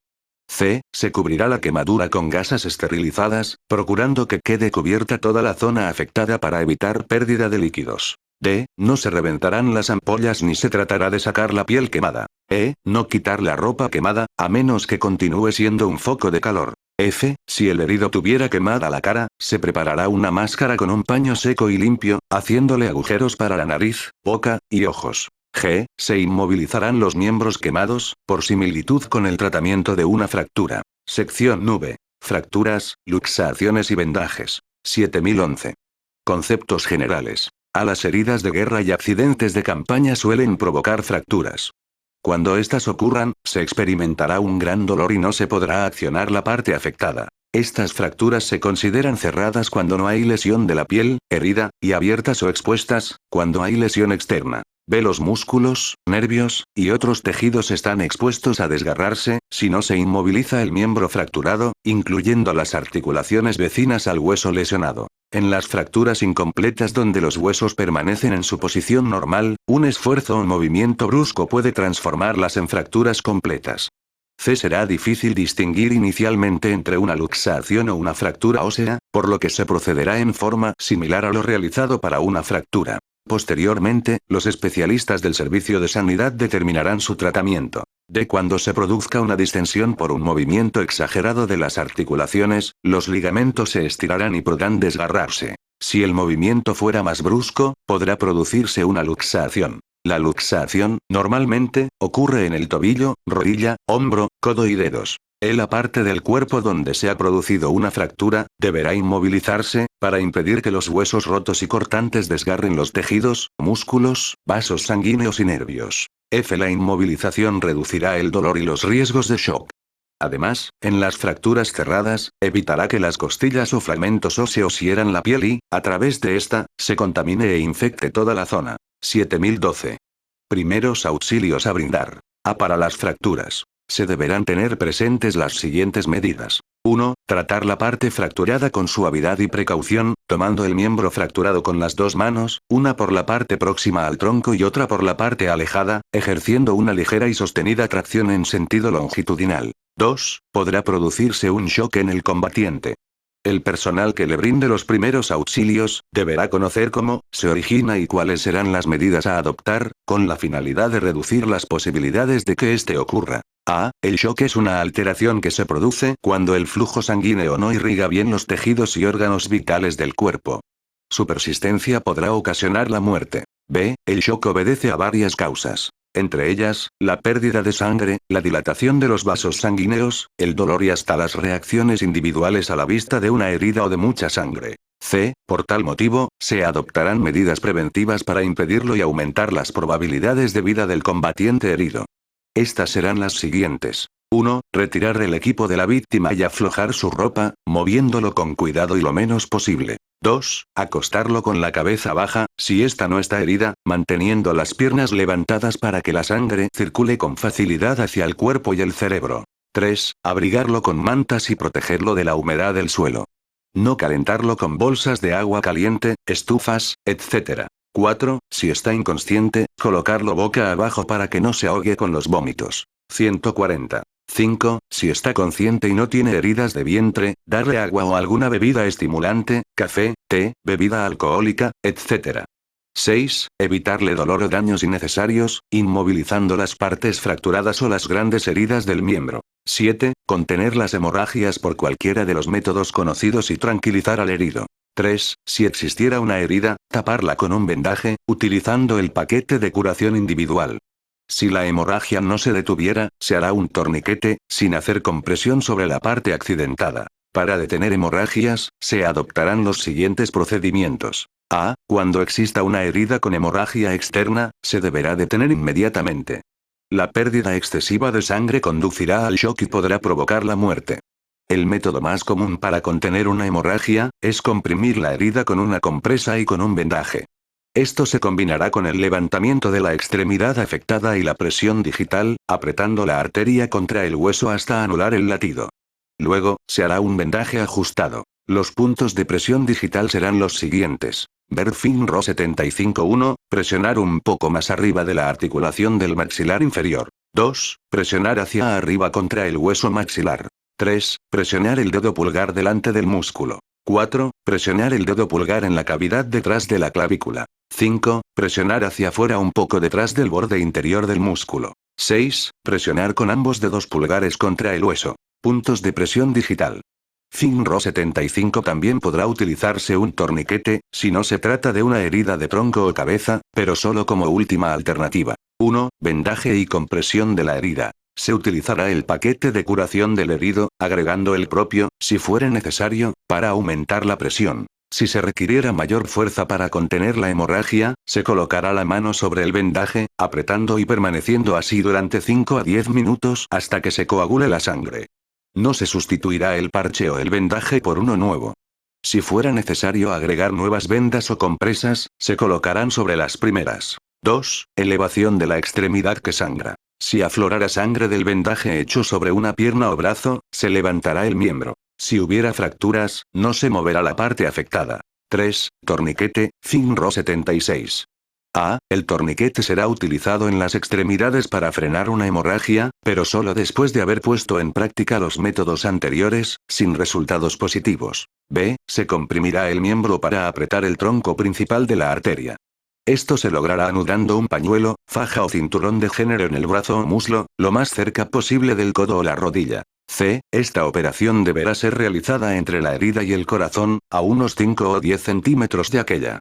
Nunca se colocará directamente sobre una herida o fractura. D. Posteriormente, con un palo o sable bayoneta, se hará rotar el nudo hasta detener la hemorragia. El torniquete, una vez sujeto, a fin de reducir los daños producidos en la piel, deberá tener al menos 2,5 centímetros de ancho. Este procedimiento solo será aplicado en caso de extrema necesidad, ya que podrá resultar ser contraproducente. F. Si el torniquete está bien apretado, la hemorragia arterial cesará inmediatamente, pero la sangre que aún queda en las venas de la parte inferior seguirá manando hasta que todos los vasos sanguíneos de esa zona se vacíen. G. Cuando se haya terminado de hacer el torniquete y haya cesado la hemorragia, procédase a curar y vendar la herida. H. Un combatiente al que se le practicó un torniquete, deberá ser atendido con urgencia, pues al no tratárselo en un lapso muy breve, el miembro sin sangre se gangrenará, especialmente cuando sean heridas sucias o en zonas de bajas temperaturas.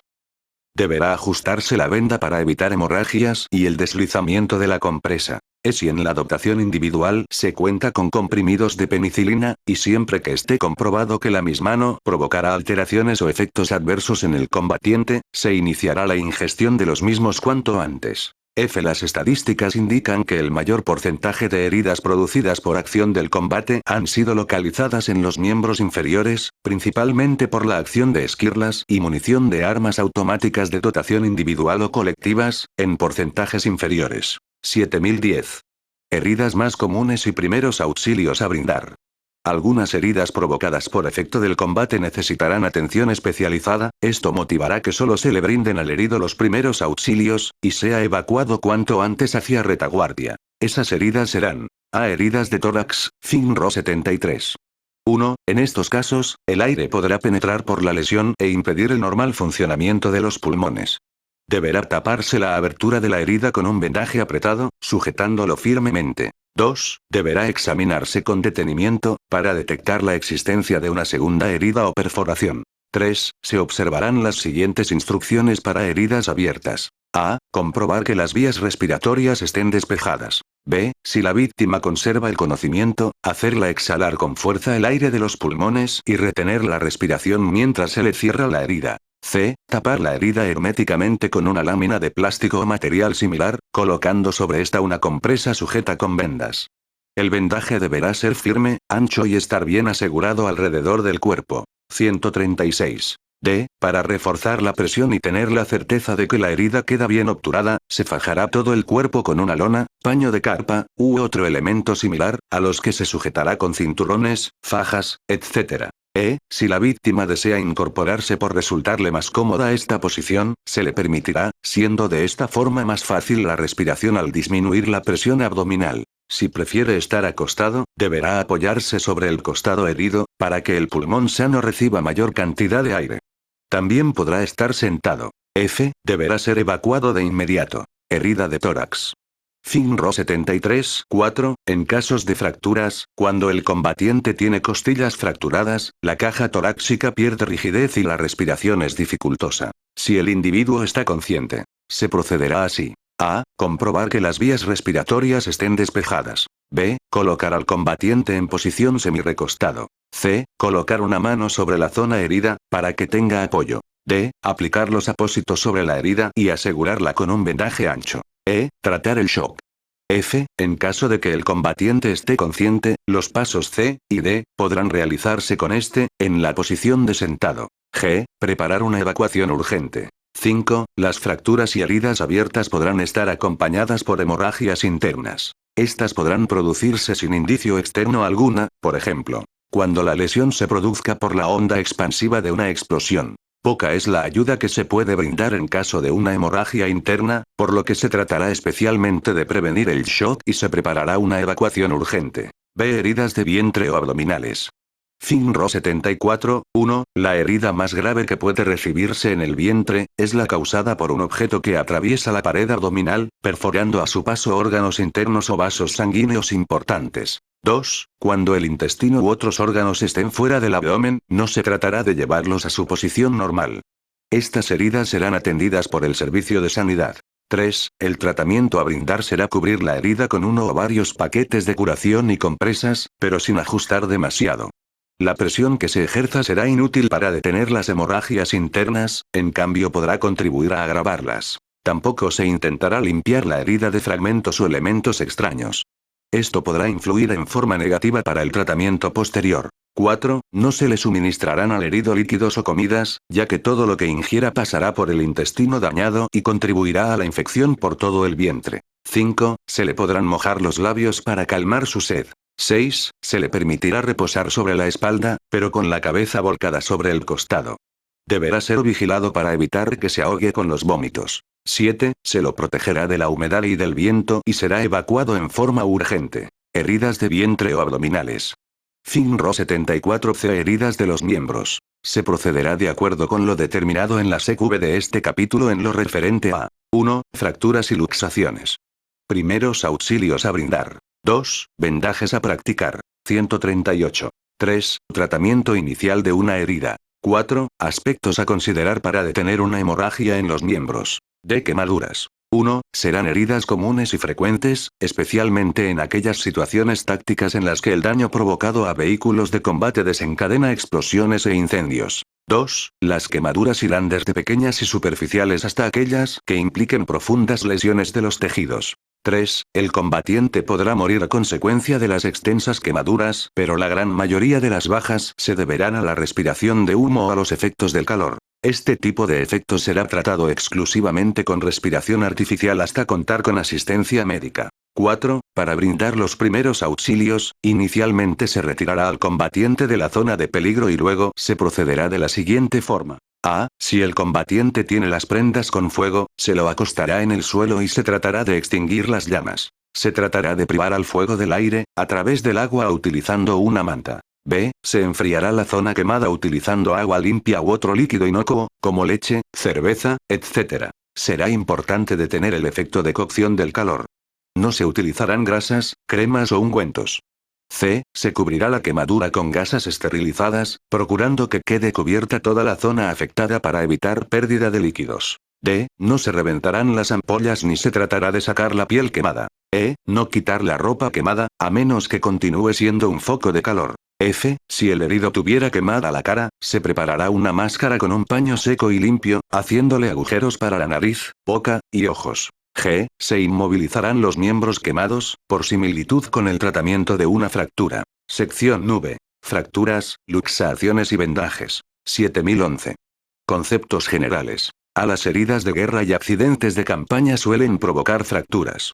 Cuando estas ocurran, se experimentará un gran dolor y no se podrá accionar la parte afectada. Estas fracturas se consideran cerradas cuando no hay lesión de la piel, herida, y abiertas o expuestas, cuando hay lesión externa. B. Los músculos, nervios, y otros tejidos están expuestos a desgarrarse, si no se inmoviliza el miembro fracturado, incluyendo las articulaciones vecinas al hueso lesionado. En las fracturas incompletas donde los huesos permanecen en su posición normal, un esfuerzo o movimiento brusco puede transformarlas en fracturas completas. C. Será difícil distinguir inicialmente entre una luxación o una fractura ósea, por lo que se procederá en forma similar a lo realizado para una fractura. Posteriormente, los especialistas del servicio de sanidad determinarán su tratamiento. D. Cuando se produzca una distensión por un movimiento exagerado de las articulaciones, los ligamentos se estirarán y podrán desgarrarse. Si el movimiento fuera más brusco, podrá producirse una luxación. La luxación, normalmente, ocurre en el tobillo, rodilla, hombro, codo y dedos. La parte del cuerpo donde se ha producido una fractura, deberá inmovilizarse, para impedir que los huesos rotos y cortantes desgarren los tejidos, músculos, vasos sanguíneos y nervios. F. La inmovilización reducirá el dolor y los riesgos de shock. Además, en las fracturas cerradas, evitará que las costillas o fragmentos óseos hieran la piel y, a través de esta, se contamine e infecte toda la zona. 7012.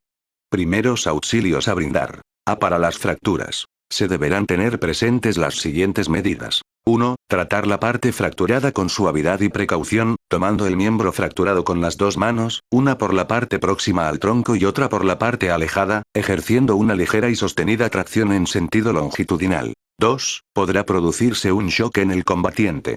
El personal que le brinde los primeros auxilios, deberá conocer cómo se origina y cuáles serán las medidas a adoptar, con la finalidad de reducir las posibilidades de que este ocurra. A. El shock es una alteración que se produce cuando el flujo sanguíneo no irriga bien los tejidos y órganos vitales del cuerpo.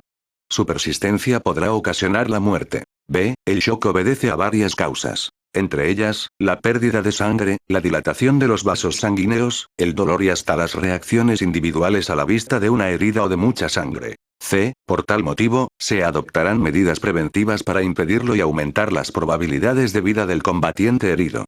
Estas serán las siguientes. 1. Retirar el equipo de la víctima y aflojar su ropa, moviéndolo con cuidado y lo menos posible. 2. Acostarlo con la cabeza baja, si ésta no está herida, manteniendo las piernas levantadas para que la sangre circule con facilidad hacia el cuerpo y el cerebro. 3. Abrigarlo con mantas y protegerlo de la humedad del suelo.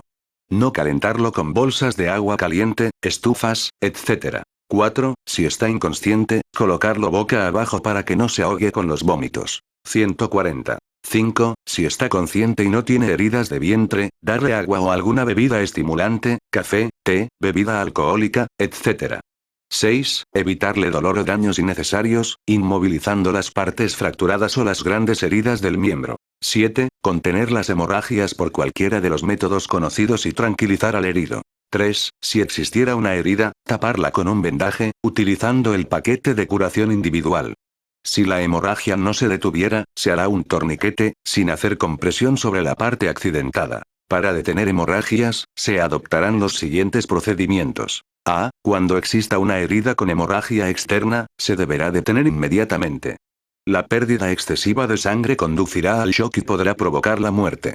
El método más común para contener una hemorragia, es comprimir la herida con una compresa y con un vendaje.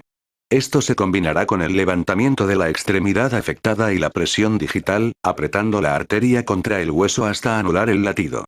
Luego, se hará un vendaje ajustado. Los puntos de presión digital serán los siguientes. Ver FINRO 75-1, presionar un poco más arriba de la articulación del maxilar inferior. 2. Presionar hacia arriba contra el hueso maxilar. 3. Presionar el dedo pulgar delante del músculo. 4. Presionar el dedo pulgar en la cavidad detrás de la clavícula. 5. Presionar hacia afuera un poco detrás del borde interior del músculo. 6. Presionar con ambos dedos pulgares contra el hueso. Puntos de presión digital. FINRO 75 también podrá utilizarse un torniquete, si no se trata de una herida de tronco o cabeza, pero solo como última alternativa. 1. Vendaje y compresión de la herida. Se utilizará el paquete de curación del herido, agregando el propio, si fuere necesario, para aumentar la presión. Si se requiriera mayor fuerza para contener la hemorragia, se colocará la mano sobre el vendaje, apretando y permaneciendo así durante 5 a 10 minutos hasta que se coagule la sangre. No se sustituirá el parche o el vendaje por uno nuevo. Si fuera necesario agregar nuevas vendas o compresas, se colocarán sobre las primeras. 2. Elevación de la extremidad que sangra. Si aflorara sangre del vendaje hecho sobre una pierna o brazo, se levantará el miembro. Si hubiera fracturas, no se moverá la parte afectada. 3. Torniquete, FINRO 76. A. El torniquete será utilizado en las extremidades para frenar una hemorragia, pero solo después de haber puesto en práctica los métodos anteriores, sin resultados positivos. B. Se comprimirá el miembro para apretar el tronco principal de la arteria. Esto se logrará anudando un pañuelo, faja o cinturón de género en el brazo o muslo, lo más cerca posible del codo o la rodilla. C. Esta operación deberá ser realizada entre la herida y el corazón, a unos 5 o 10 centímetros de aquella. Nunca se colocará directamente sobre una herida o fractura. D. Posteriormente, con un palo o sable bayoneta, se hará rotar el nudo hasta detener la hemorragia. El torniquete, una vez sujeto, a fin de reducir los daños producidos en la piel, deberá tener al menos 2,5 centímetros de ancho. Este procedimiento solo será aplicado en caso de extrema necesidad, ya que podrá resultar ser contraproducente. F. Si el torniquete está bien apretado, la hemorragia arterial cesará inmediatamente, pero la sangre que aún queda en las venas de la parte inferior seguirá manando hasta que todos los vasos sanguíneos de esa zona se vacíen. G. Cuando se haya terminado de hacer el torniquete y haya cesado la hemorragia, procédase a curar y vendar la herida. H. Un combatiente al que se le practicó un torniquete, deberá ser atendido con urgencia, pues al no tratárselo en un lapso muy breve, el miembro sin sangre se gangrenará, especialmente cuando sean heridas sucias o en zonas de bajas temperaturas. Y, si no existiera la posibilidad de atención médica, después de una hora, se aflojará el torniquete cada 20 a 30 minutos para verificar si continúa saliendo sangre. De ocurrir esto, se lo ajustará nuevamente. J. En las heridas de regiones que no puedan comprimirse circularmente, cara, cuello, tórax, ingle, etc., se usará el paquete de curación individual como tapón. 142. K. El torniquete solo será utilizado cuando la presión directa sobre la herida, la presión digital sobre la arteria, y el levantamiento de la extremidad, resulten insuficientes para controlar la hemorragia, y la sangre continúe fluyendo. Torniquete. FINRO 76. 4. Casi todas las fracturas deberán ser inmovilizadas, antes de transportar a un herido. Una fractura se inmovilizará entablillándola. 5. Si se tratara de una fractura abierta, se deberá contener inicialmente la hemorragia. Posteriormente, se tapará la herida con compresas y vendas, por similitud con el tratamiento brindado a cualquier otra herida. Los aspectos a considerar para la correcta inmovilización de una extremidad serán: A. Para las fracturas de miembro inferior. FINRO 77. 1. Si se dispone de poco tiempo y no se cuenta con los medios apropiados, se adosará la pierna herida a la sana, utilizando para ello el correaje, cinturón, etc. 2. Si fuera necesario arrastrarlo para retirarlo de la zona expuesta, no hacerlo rodar ni arrastrarlo de costado. Esta actividad se realizará en la dirección del cuerpo y con la cabeza hacia adelante. 3. Antes de colocar un tutor en la extremidad herida, será necesario tirar del miembro suavemente pero sin vacilación para colocar en línea el miembro, excepto cuando sea una fractura abierta o expuesta. 4. Los tutores deberán acolcharse para que no lastimen, especialmente cuando las tablillas estén en contacto próximo con el hueso. Rodillas y tobillos. Fractura de miembro inferior, inmovilidad mediante un tutor acolchado. FINRO 77B, para fracturas de un miembro superior, FINRO 78. 1. Cuando esté fracturado el hueso del brazo, se lo podrá sujetar al cuerpo con una faja, sosteniendo la mano con un cabestrillo. 2. Si está fracturado el antebrazo, la fijación se podrá hacer con el sable bayoneta acolchado, sujetándolo posteriormente desde el cuello con un pañuelo o cinturón. Fractura de miembro superior, fijación al cuerpo. FINRO 78C, fractura de columna vertebral, FINRO 79. 1. Se extremarán las medidas de precaución con un traumatizado de columna. 2. Para levantarlo se necesitarán varias personas, evitando al máximo la flexión del cuerpo. 144. Se lo levantará unos 20 centímetros del suelo y entonces se deslizará la camilla por debajo del cuerpo, asegurando que la manta enrollada o material acolchado similar, se encuentre en el lugar exacto. 3. Lo ideal para su transporte será una superficie plana y firme, tabla, chapa, colocándolo boca arriba con un pequeño rollo bajo los riñones. 4. La camilla donde se lo transporte, deberá ser más larga que el herido. 5. Si no existiera otro medio de transporte, se lo hará boca abajo sobre una manta o paño de carpa, colocando una manta plegada en el lugar donde ha de apoyarse el tórax de la víctima. Fractura de columna vertebral, cuidados a observar. FINRO 79D, para fracturas de cuello, FINRO 80. 1. Son sumamente peligrosas y exigen la inmovilidad total de la cabeza. 2. No se rotará ni inclinará hacia adelante la cabeza. 3. Se improvisarán soportes con piedras envueltas en trapos, con botas de combate rellenas con tierra, rollos de ropa o papel, para inmovilizar la cabeza. 4. No se dará vuelta al herido. Fractura de cuello, fijación de la cabeza. FINRO 80, 5. Si la víctima debiera que ser transportada se hará lo siguiente. A. Se colocará, paralelamente a la víctima, una tabla ancha o material semejante, que exceda en largo el tamaño del herido. B. Si la víctima yaciera boca arriba, un combatiente la sujetará con las manos la cabeza y el cuello, otro lo tomará por debajo del hombro y la cadera y, suavemente, la llevará sobre la tabla o camilla. C. Si el herido está boca abajo, se le sujetará la cabeza y el cuello de igual manera que lo expresado en B, y el segundo combatiente dará vuelta a la víctima y la empujará con delicadeza sobre la tabla. D. Se colocará un cojinete o algo similar bajo el cuello, levantando levemente los hombros y se inmovilizará la cabeza como se expresó en 3.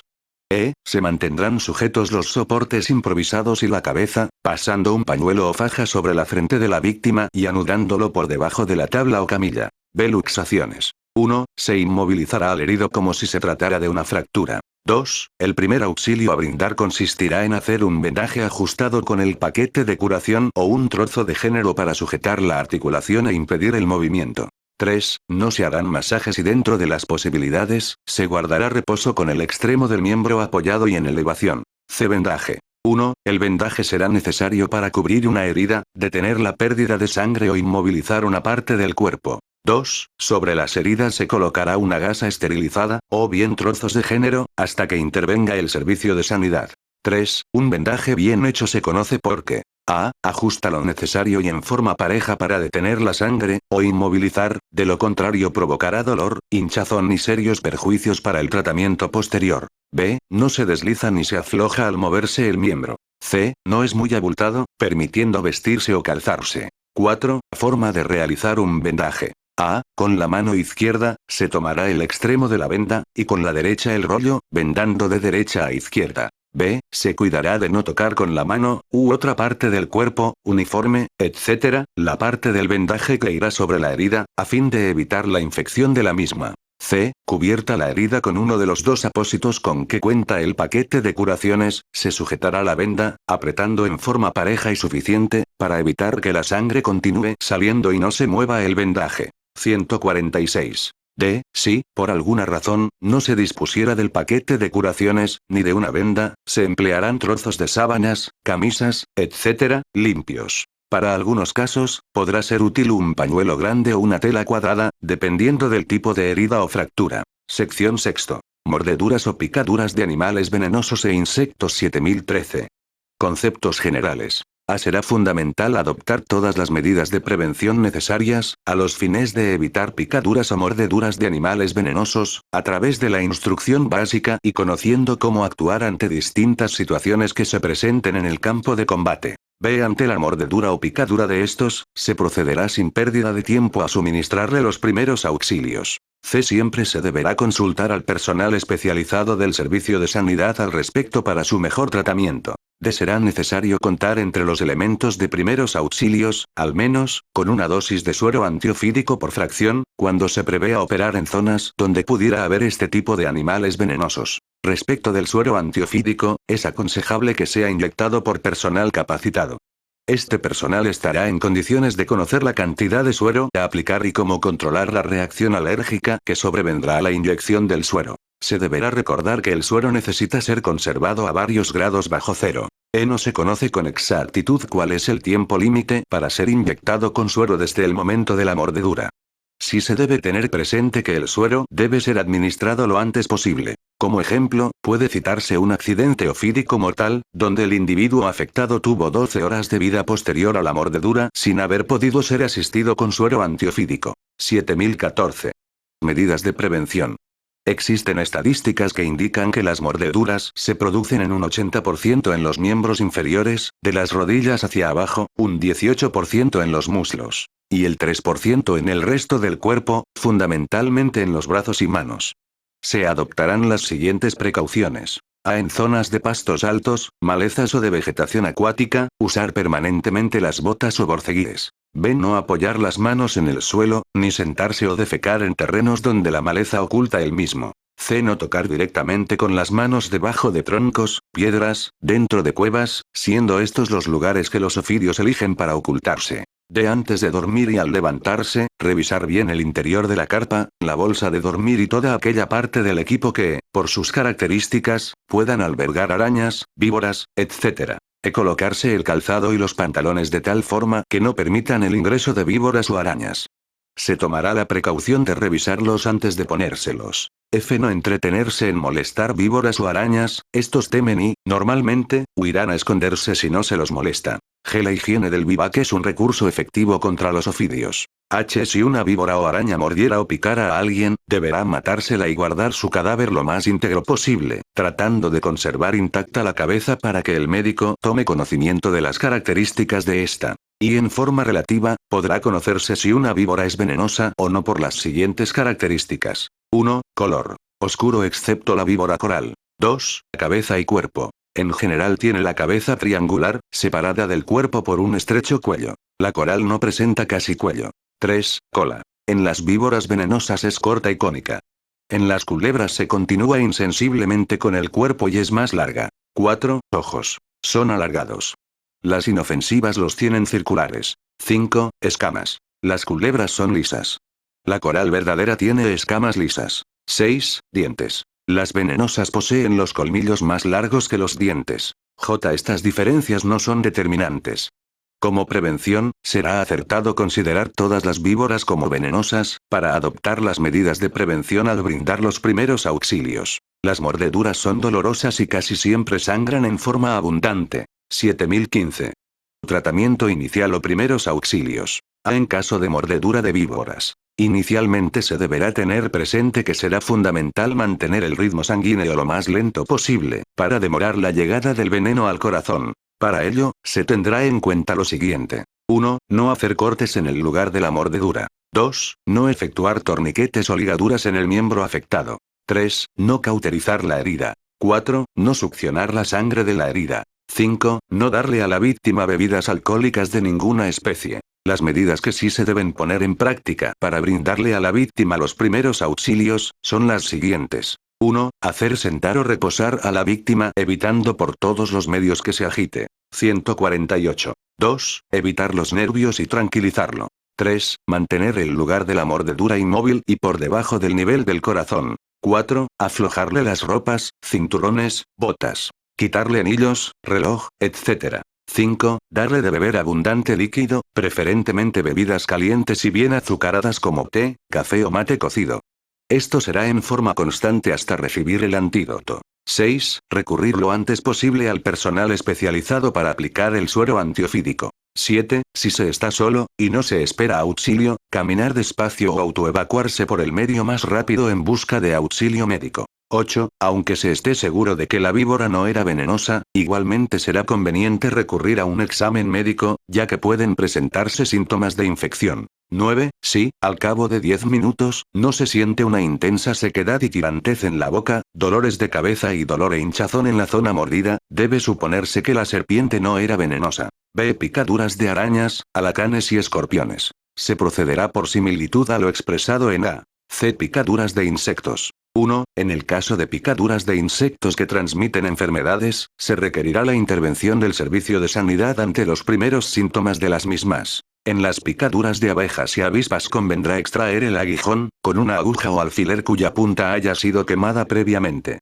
Para desprenderse de sanguijuelas o garrapatas, se aproximará a estas un cigarrillo encendido para quemarlas. Si se anduvo descalzo en zonas donde exista pique o nigua, revisarse los pies, especialmente las uñas. En caso de infección, recurrir al servicio de sanidad. De mordeduras de otros animales. 1. Las mordeduras de monos, gatos salvajes, etc., pueden ser peligrosas por la transmisión de la rabia o de infecciones. Se tratará de apresar al animal para examinarlo mediante la intervención del servicio de sanidad.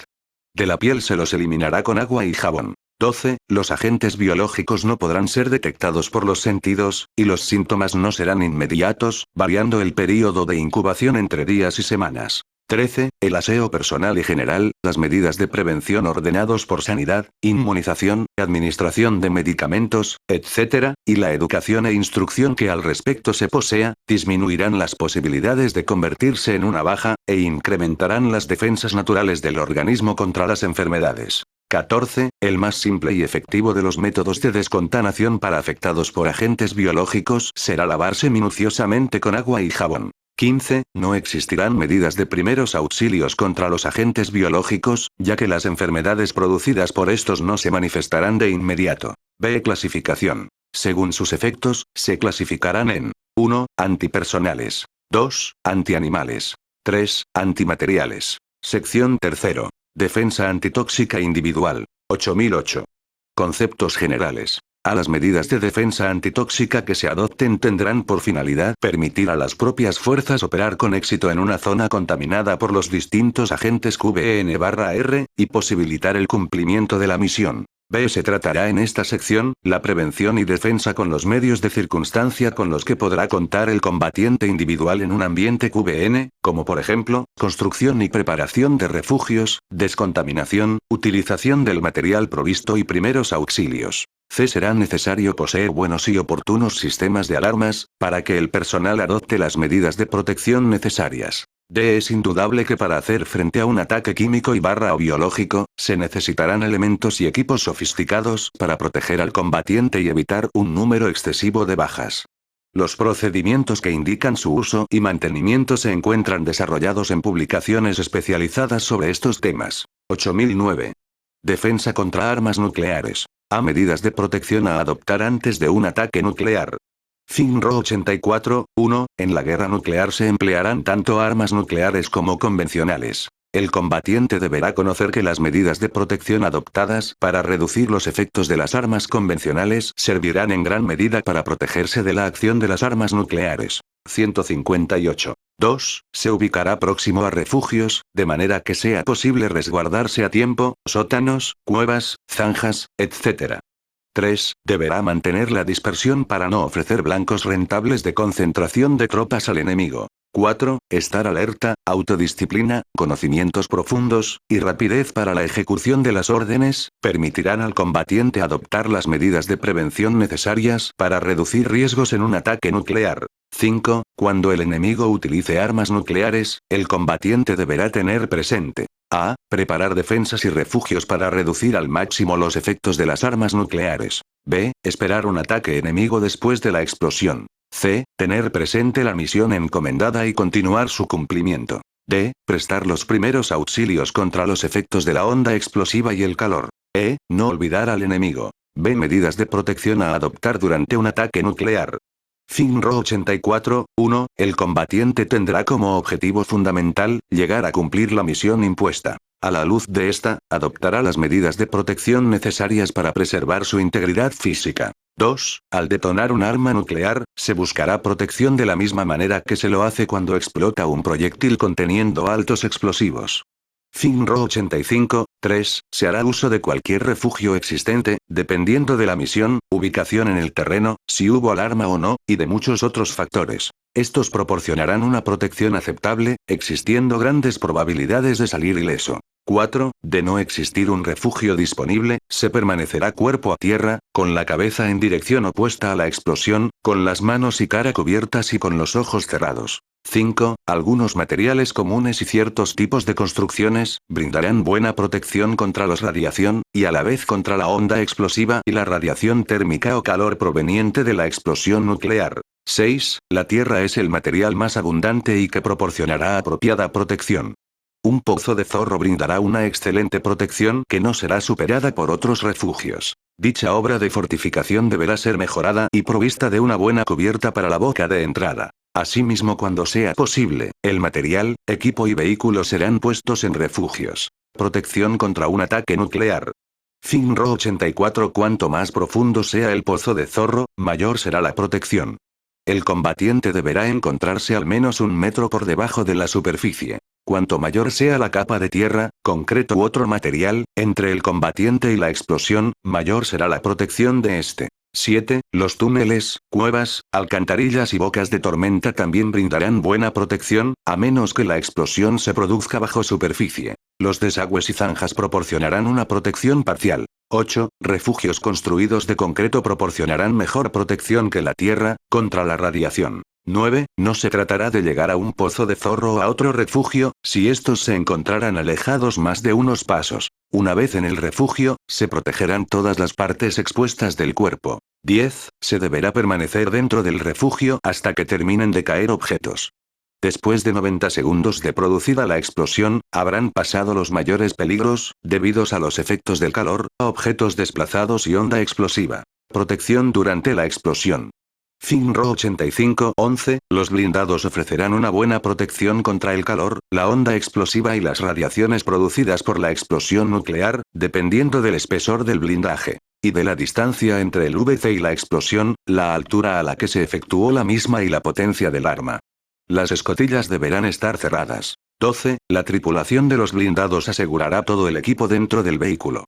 Las antenas serán atadas y todo el material combustible se eliminará del exterior del vehículo para evitar incendios. 13. Durante el desarrollo de un ataque, la tripulación usará casco y mantendrá las escotillas cerradas. 14. Los materiales, equipos y abastecimientos, en especial explosivos y sustancias inflamables, serán dispersadas y se eliminará todo tipo de residuos, para evitar su incendio en proximidades de los refugios. 15. Los elementos tales como cascos, platos, herramientas, etc., deben ser asegurados para evitar que sean lanzados con violencia por los efectos de la onda explosiva y causen bajas por efecto indirecto. 16. Los alimentos y agua deberán ser almacenados en depósitos o recipientes, herméticamente cerrados. 17. El uso adecuado de las cubiertas y enmascaramientos, además de la protección a brindar contra los efectos de las explosiones nucleares, evitarán la adquisición de blancos por parte del enemigo. 18. Para reducir o evitar los efectos de encandilamiento, los combatientes deberán permanecer con los ojos cerrados. 19. La protección que brindarán el vestuario y las cubiertas protectoras, tendrá un valor significativo si se observan los siguientes aspectos. A. Toda ropa que se use, proporcionará algún grado de protección. B. El vestuario tendrá que ser usado flojo para que haya entre la ropa y el cuerpo una capa de aire. Esta capa de aire actuará como aislante, proporcionando una mejor protección contra los efectos del calor y onda explosiva. La camisa se usará siempre abrochada y con las mangas bajas. C. Cualquier material no inflamable que se coloque entre el combatiente y la bola de fuego proporcionará protección contra los efectos del calor. D. Las ropas, el poncho impermeable o cualquier otra cubierta evitará que las partículas radiactivas, fallout, lleguen al cuerpo. Esto facilitará la descontaminación. El polvo radiactivo que caerá sobre las ropas o cubiertas podrá eliminarse agitando o cepillando las mismas. La protección de la piel evitará que se formen enrojecimientos y ampollas. F. Se usarán guantes para proteger las manos. C. Medidas de protección a adoptar después de un ataque nuclear. FINRO 84, 1. Producida la explosión, el enemigo podrá atacar inmediatamente. Por ello se deberá estar preparado para atacar, defenderse o cumplir una orden impartida. 2. El combatiente aislado que no posea elementos para medir la intensidad de la radiactividad, tendrá como primera preocupación la de volver a su unidad o a unidades más próximas, tan pronto como pueda, a los efectos de no exponerse a la radiactividad sin saberlo. 3. Al ver caer polvo o cenizas después de haber observado la explosión nuclear, o sin existir motivos para que esto ocurra, deberá presumir que se trata del fallout y deberá proveerse en forma urgente de un refugio, ya que el peligro que esto significa podrá persistir por varias horas. 4. El fallout estará representado por la caída sobre la Tierra de los materiales radioactivos formados como consecuencia de la succión de elementos de distinto tipo por la explosión nuclear, donde los más pesados caerán cerca del lugar de la explosión y los más livianos serán transportados en la dirección del viento, a mayores distancias. Tanto la zona de explosión como la ubicada a favor del viento serán contaminadas por el fallout. 5. En las zonas donde se prevea la existencia de fallout, se adoptarán las siguientes medidas. FINRO 86. A. Se cavará un pozo de zorro profundo o cualquier otra clase de refugio subterráneo. Alisar los bordes y el fondo del refugio. Eliminar todo exceso de tierra. B. Cuando comience el fallout, el personal se introducirá en su refugio. Si este fuera un pozo de zorro, será conveniente cubrir la boca con el poncho o cualquier otro objeto disponible. Aunque esta cubierta no reducirá la cantidad de radiación, evitará que el fallout entre en el pozo de zorro, contaminando todo lo que haya dentro de él. Las tripulaciones de blindados cerrarán las escotillas y permanecerán dentro del vehículo. C. Se mantendrá a cubierto hasta que el jefe de fracción dé una orden en contrario. 162. D. Cuando el fallout haya finalizado, se arrojará la cubierta hacia un costado. Antes de volver a usarla, se la lavará o cepillará. Se deberá eliminar todo el polvo o sustancias que hayan caído dentro del pozo de zorro o que se hayan amontonado en los bordes de este. Se cavará más profundamente y se apilará la tierra en el borde del pozo de zorro. Si fuera necesario franquear zonas radiactivas, se lo hará rápidamente. De ser posible, se usarán vehículos. Se evitará el contacto innecesario con objetos que puedan estar contaminados. F. Podrá haber mucho polvo después de la explosión nuclear. Cualquier sustancia filtrante como la máscara protectora o un pañuelo colocado sobre la boca y la nariz harán más fácil la respiración, aunque no protegerán contra la radiactividad. G. Usar correctamente la ropa para proteger la piel de las partículas radioactivas. El uso del vestuario evitará que las partículas radiactivas del fallout entren en contacto directo con la piel. Protección individual contra el fallout. FINRO 86, 6. No dejarse dominar por el pánico y no difundir rumores. 7. No comer, beber ni fumar dentro del área dañada. Fuera de ella, solo consumir lo que esté autorizado. 8. Protegerse de la respiración del polvo contaminado que se halle en el ambiente, cubriéndose los orificios de la nariz y la boca con un pañuelo o con la máscara, si se posee. 9. Se deberá realizar la descontaminación del personal y material y barra o equipo, tan pronto como lo permita la situación y el cumplimiento de la misión. Para ello, se ejecutarán las siguientes actividades. A. El personal, para su descontaminación, procederá a bañarse en las zonas donde se encuentre. B. El vestuario retendrá la mayor parte de las partículas radiactivas. Por eso, al quitárselo, se eliminará gran parte de la contaminación, con excepción de la existente en las zonas expuestas de la piel. C. Para descontaminar las ropas, primero se las cepillará y luego se las lavará cuidadosamente o se enviarán a una unidad de descontaminación. D. Las armas y el equipo individual se descontaminarán mediante cepillado y lavado. Descontaminación individual. FINRO 87, la descontaminación individual se realizará de la siguiente forma. 1. Quitarse la ropa y el equipo. 2. Bañarse, usando agua y jabón abundantemente, sin cepillar y sin aplicar solventes como nafta o benzina. 3. Lavar cuidadosamente las zonas pilosas, orificios y pliegues del cuerpo. Descontaminación individual. FINRO 87. 4. Cepillarse las manos y uñas. 5. Al no contar con elementos especializados para determinar si existe aún contaminación en el cuerpo, como prevención, se tomará otro baño para asegurar la total descontaminación. 6. Higienizar las heridas y mucosas, boca y nariz, con soluciones de bicarbonato. 7. Una vez descontaminado, vestirse con ropas limpias. Como eliminar las partículas radioactivas del cuerpo. cuando la misión lo permita. 1. Cepillar o sacudir la ropa. 2. Limpiar con sumo cuidado las zonas pilosas, orificios y pliegues del cuerpo. 3. Lavarse las manos y uñas. 4. Bañarse con abundante agua y jabón. 5. Higienizar heridas y mucosas, nariz y boca. 6. Vestirse con ropas limpias. F. Los alimentos y el agua podrán contaminarse con las partículas radiactivas. G. Evitar el uso de alimentos y agua que se encuentren dentro de la zona contaminada. H. Los alimentos enlatados podrán consumirse sin problemas, siempre que las latas sean lavadas antes de abrirlas. Y, para descontaminar un pozo de zorro, se quitará una capa de 15 centímetros de tierra de las paredes, fondo y bordes. Con ello, se eliminarán las partículas radiactivas del interior del pozo. J. Se evitará gran parte de la contaminación cubriendo la boca del pozo de zorro con el poncho o una manta. 10. Los combatientes se brindarán primeros auxilios unos a otros, siempre que la situación y el cumplimiento de la misión lo permitan, teniendo en cuenta los siguientes aspectos. A. Los primeros auxilios para heridas, fracturas o quemaduras causadas por la explosión de armas nucleares, serán los mismos que los empleados para heridas causadas por armas convencionales. B. En el caso que se está tratando, tendrá particular importancia despejar los conductos de aire, cortar las hemorragias, proteger las heridas y prevenir y tratar el shock. C. No existen primeros auxilios especiales para casos de reexposición a la radiación nuclear. D. Los primeros síntomas, luego de haber estado expuesto a una elevada radiación nuclear, probablemente aparecerán horas después de ocurrida la exposición. El tiempo que tardan en aparecer los primeros síntomas dependerá de la dosis absorbida. Además, como las náuseas y los vómitos podrán presentarse por otras causas, estos síntomas no bastarán para asegurar que se ha producido una absorción radiactiva, y mucho menos que la dosis recibida sea peligrosa. 8010.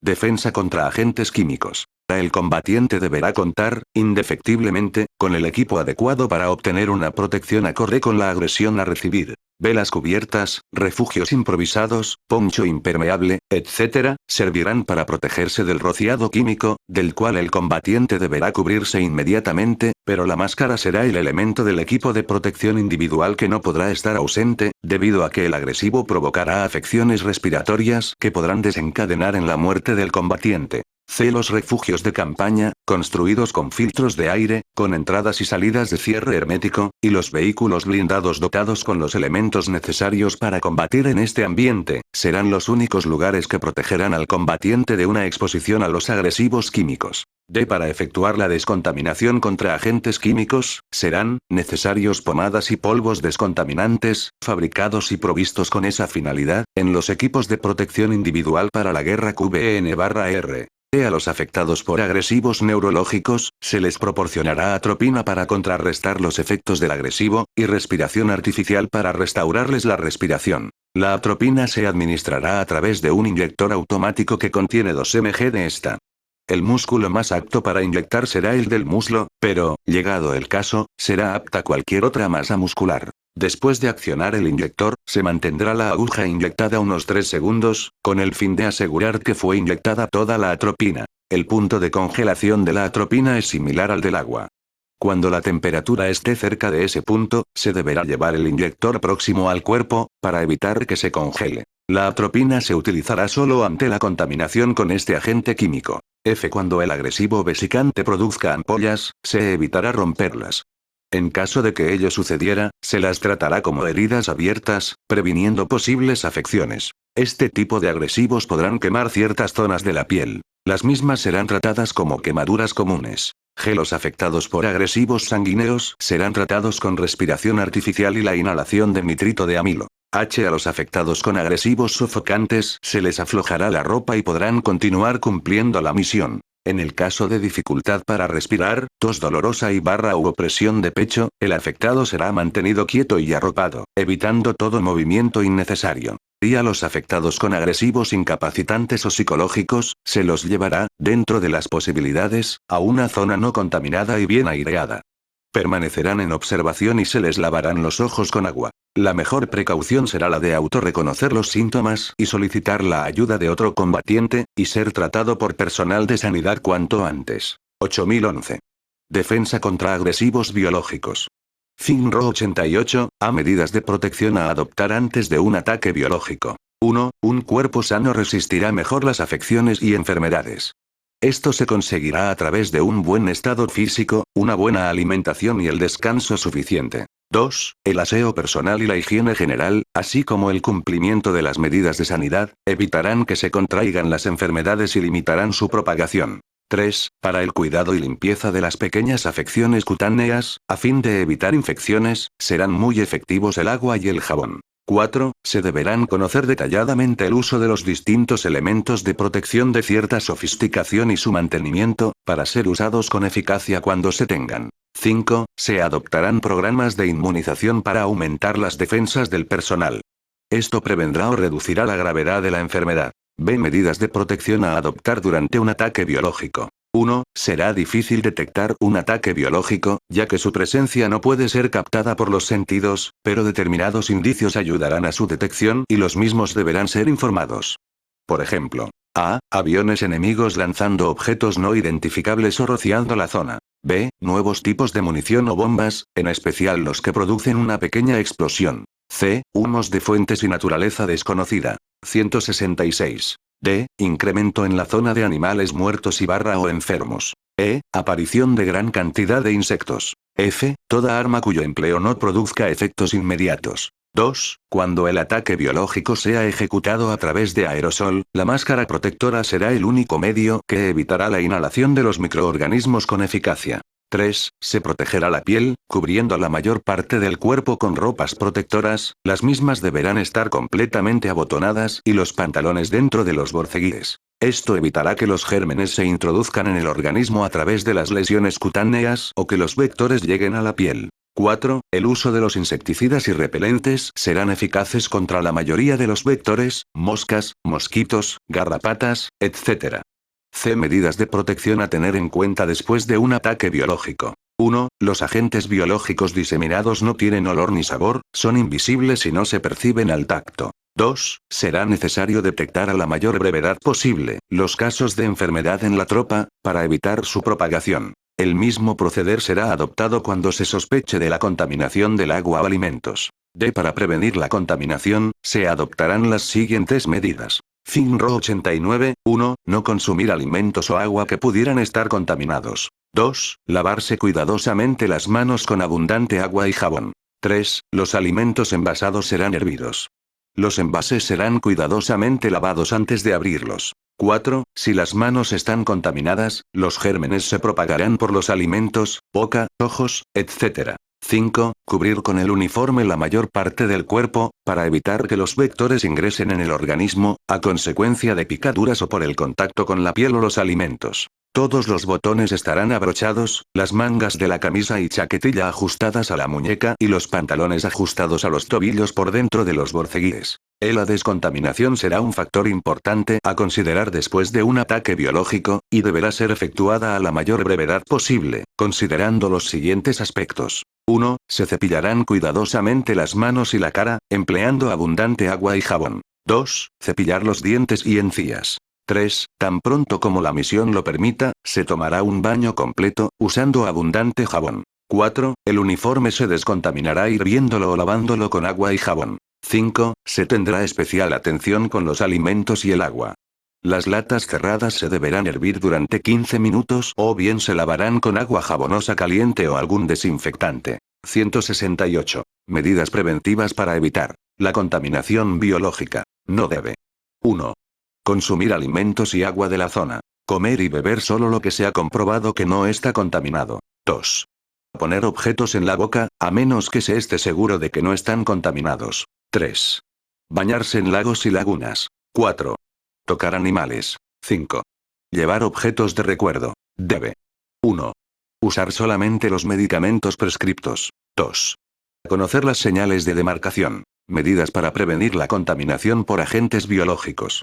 FIG 89, 6. No se utilizará ningún otro procedimiento para descontaminar los alimentos por parte del combatiente. Las medidas que se adoptarán para reducir los efectos de un ataque biológico serán las siguientes. 1. Informar sin pérdida de tiempo los primeros síntomas de las enfermedades. Esto permitirá iniciar el tratamiento y las medidas preventivas para reducir el efecto del mismo. 2. Aseo personal y del lugar que se habita. 3. Inmunización y medicamentos prescriptos por el Servicio de Sanidad, con dicha finalidad. 4. Uso correcto del uniforme y empleo del equipo protector, especialmente la máscara para evitar la inhalación. 5. Protección de los alimentos y del agua. Solo podrán consumirse aquellos enlatados, previo tratamiento. Todo alimento o agua no protegido de esa forma será considerado contaminado. 6. Mantenerse alerta ante cualquier indicación de un ataque biológico. 7. Evitar los rumores. Se reducirán conociendo cómo actuar y cómo protegerse ante un ataque biológico. 8. Informar aún lo más insignificante ya que podrá constituir un indicio importante, para detectar un ataque biológico enemigo. 9. Demarcación de zonas contaminadas. Será obligación de todo combatiente, recordar la señal y saber reconocerla.